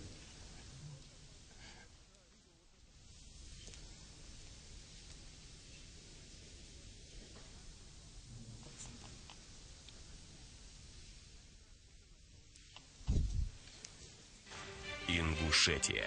Эдикал. 8 июня. Более 20 тысяч зрителей. M1 Challenge 40 Джефф Мэнсон против Магомеда Маликова. Зрелищные поединки мирового чемпионата по смешанному единоборству ММА. Среди нетронутой природы и великолепных замков горной Ингушетии. Турнир «Битва в горах». Не пропустите. Вот у меня вопрос теперь, Мурат. Он мне покоя не дает в прошлости. Юнусбек Андреевич, вот скажите, вот казалось бы, да, вот очень многие считают, что вроде бы с одной стороны якобы нестабильный регион, я отмечу, якобы нестабильный регион, а с другой стороны вот такие спортивные мероприятия вот такого мирового масштаба. Ну, у нас стабильный регион, у нас спокойный регион, у нас мирный регион, и у нас по статистике мы стоим в двадцатке регионов России, где меньше всего криминогенных криминальных преступлений. Поэтому мы хорошо идем, и у нас стабильный регион. Да, нам надо долго раскручивать этот регион после той грязи, которая была. И в том числе по нашей вине, сами там родоначальники некоторых негативных явлений. Вот эти действия, в том, что битва в горах, она тоже продуманная акция в плане того, чтобы, в том, что Кубок России по парашютному спорту ежегодный, тоже другие мероприятия, они продуманная акция для того, чтобы минимизировать вот эти явления, как неспокойного, титул как неспокойного региона. Это раз. Чтобы наш регион увидели спортсменов всего мира. Почему? Потому что прошлое выступление, прошлой битвы в горах, просмотров было порядка 4 миллионов жителей. Вот, представьте, да, во всем мире просмотров было 4 миллионов. Сколько народу это все смотрит. И, конечно, эти спортсмены, которые приезжают, они уезжают от нас с огромными впечатлениями. Ну и плюс, все-таки мне хочется, чтобы у нашего народа, населения была какая-то отдушина. Да, будут сложности, будут проблемы, будет там, ну, тем более мы сами на ровном месте их можем придумать. Но 2 минуты, если на посту поставил, все, это трагедия для него. Если в Ингушетии поставил, а если в другом регионе поставил 3 часа, это нормально. Это тоже мы понимаем. Если мы в Ингушетии говорим, там, за битву в горах, там, билет будет, сейчас будут билеты, входные, там, 100 рублей, к примеру, я говорю, а в другом регионе это будет 1500 рублей. Это нормально. А у нас почему 100 рублей? Почему не бесплатно? Это тоже я понимаю. Поэтому нам надо к этим вещам привычать, почему? Потому что не было этих зрелищных мероприятий, кроме как штучных концертов наших артистов. Поэтому мы будем потихоньку привычать, делать. И у нас много масштабных мероприятий, в том числе, как и битва в горах. А касаемо масштабных мероприятий, совсем скоро мы будем отмечать День Республики. Ингушетии исполняется 21 год. В Америке человек только в возрасте 21 года считается совершеннолетним. Достигла ли наша республика совершеннолетия? Нет, я не буду сравнивать Ингушетию там, или 21-летие с Америкой. Я лучше скажу, в России 20-21 год парень возвращается из армии. А в Ингушетии было принято, что парень только вернулся из армии, чтобы у него там мусор в голове не залежался, и дурь выбить, которая там, что армейскую, его сразу что делали родители? Женили. Все, вперед. Поэтому парень только становится взрослым. Ингушетия стала на путь совершеннолетия и идет по пути уже как поступательным шагами вперед. И, конечно, мы масштабно такое мероприятие не будем, там, не юбилей, 21 год, но при этом концертные программы, мероприятия, открытие объектов, приуроченных к этой дате. И ряд вещей по плану, который мы утвердили, конечно, будет проходить. Битва в горах – это не приурочен ко Дню Республики, это ежегодная акция, мероприятие международного масштаба, направления, как битва в горах. Поэтому она не приурочена ко Дню Республики. До конца эфира 2 минуты. Последний вопрос, Юнусбек Мамадгалиевич. Начало лета, время отпусков. Ведь все чиновники, они подстраиваются под вас. Вот раньше вы говорили о том, что нам некогда отдыхать, очень много нужно сделать в республике. Сегодня мы наблюдаем кардинальные изменения, позитивные изменения в республике происходят по всем сферам. Вы планируете в отпуск? Ну, так принципиально не планирую. Я думаю, что найду возможность недели-две отдохнуть. И найду это возможность сделать в Джерахе. Ехать куда-нибудь, это такой красоты отдохнуть, я мечтаю туда поехать. Конечно, я там замучаю местную власть, работы, но тем не менее сам отдохнул. Это раз. Во-вторых, я и не чувствую такой особой усталости. Вы правильно говорите, всегда надо дать возможность отдохнуть чиновникам. Но при этом мы не запрещаем чиновникам отдыхать. Они ездят, они отдыхают, они работают. Поэтому тут нет проблем. Но сами я думаю, что найду время в Жирах и отдохнуть. Порыбачить, покупаться в ледяной воде. А вы приезжаете туда, где власти вообще нет? Где власти вообще нет, да? Ну, я знаю одно место, это в Пелинге живет наш односельчанин, наш родственник Чанив Исрапил, и там же живет Евлоев. Это великолепное место, они там пруд сделали, рыбок запустили, я поеду к ним. Спасибо вам большое, Юнусбек Баймадгиреевич. Мы в эфире отработали 2 часа, ответили более чем на 70 вопросов. Очень много вопросов осталось. Уважаемые телезрители, если вы не услышали ваш вопрос, не услышали ответ на ваш вопрос, все эти вопросы будут переданы главе Республики Ингушетия, и вы обязательно получите какой-то ответ. Спасибо всем, всего доброго. Спасибо всем. Счастья, здоровья нашему народу, процветания нашей любимой республики. А на все вопросы мы дадим ответы, создадим комиссию по реализации этих вопросов и будем дальше работать. В том числе по нереализованным вопросам, которые были в предыдущем диалоге с народом. Спасибо большое. Удачи. Удачи.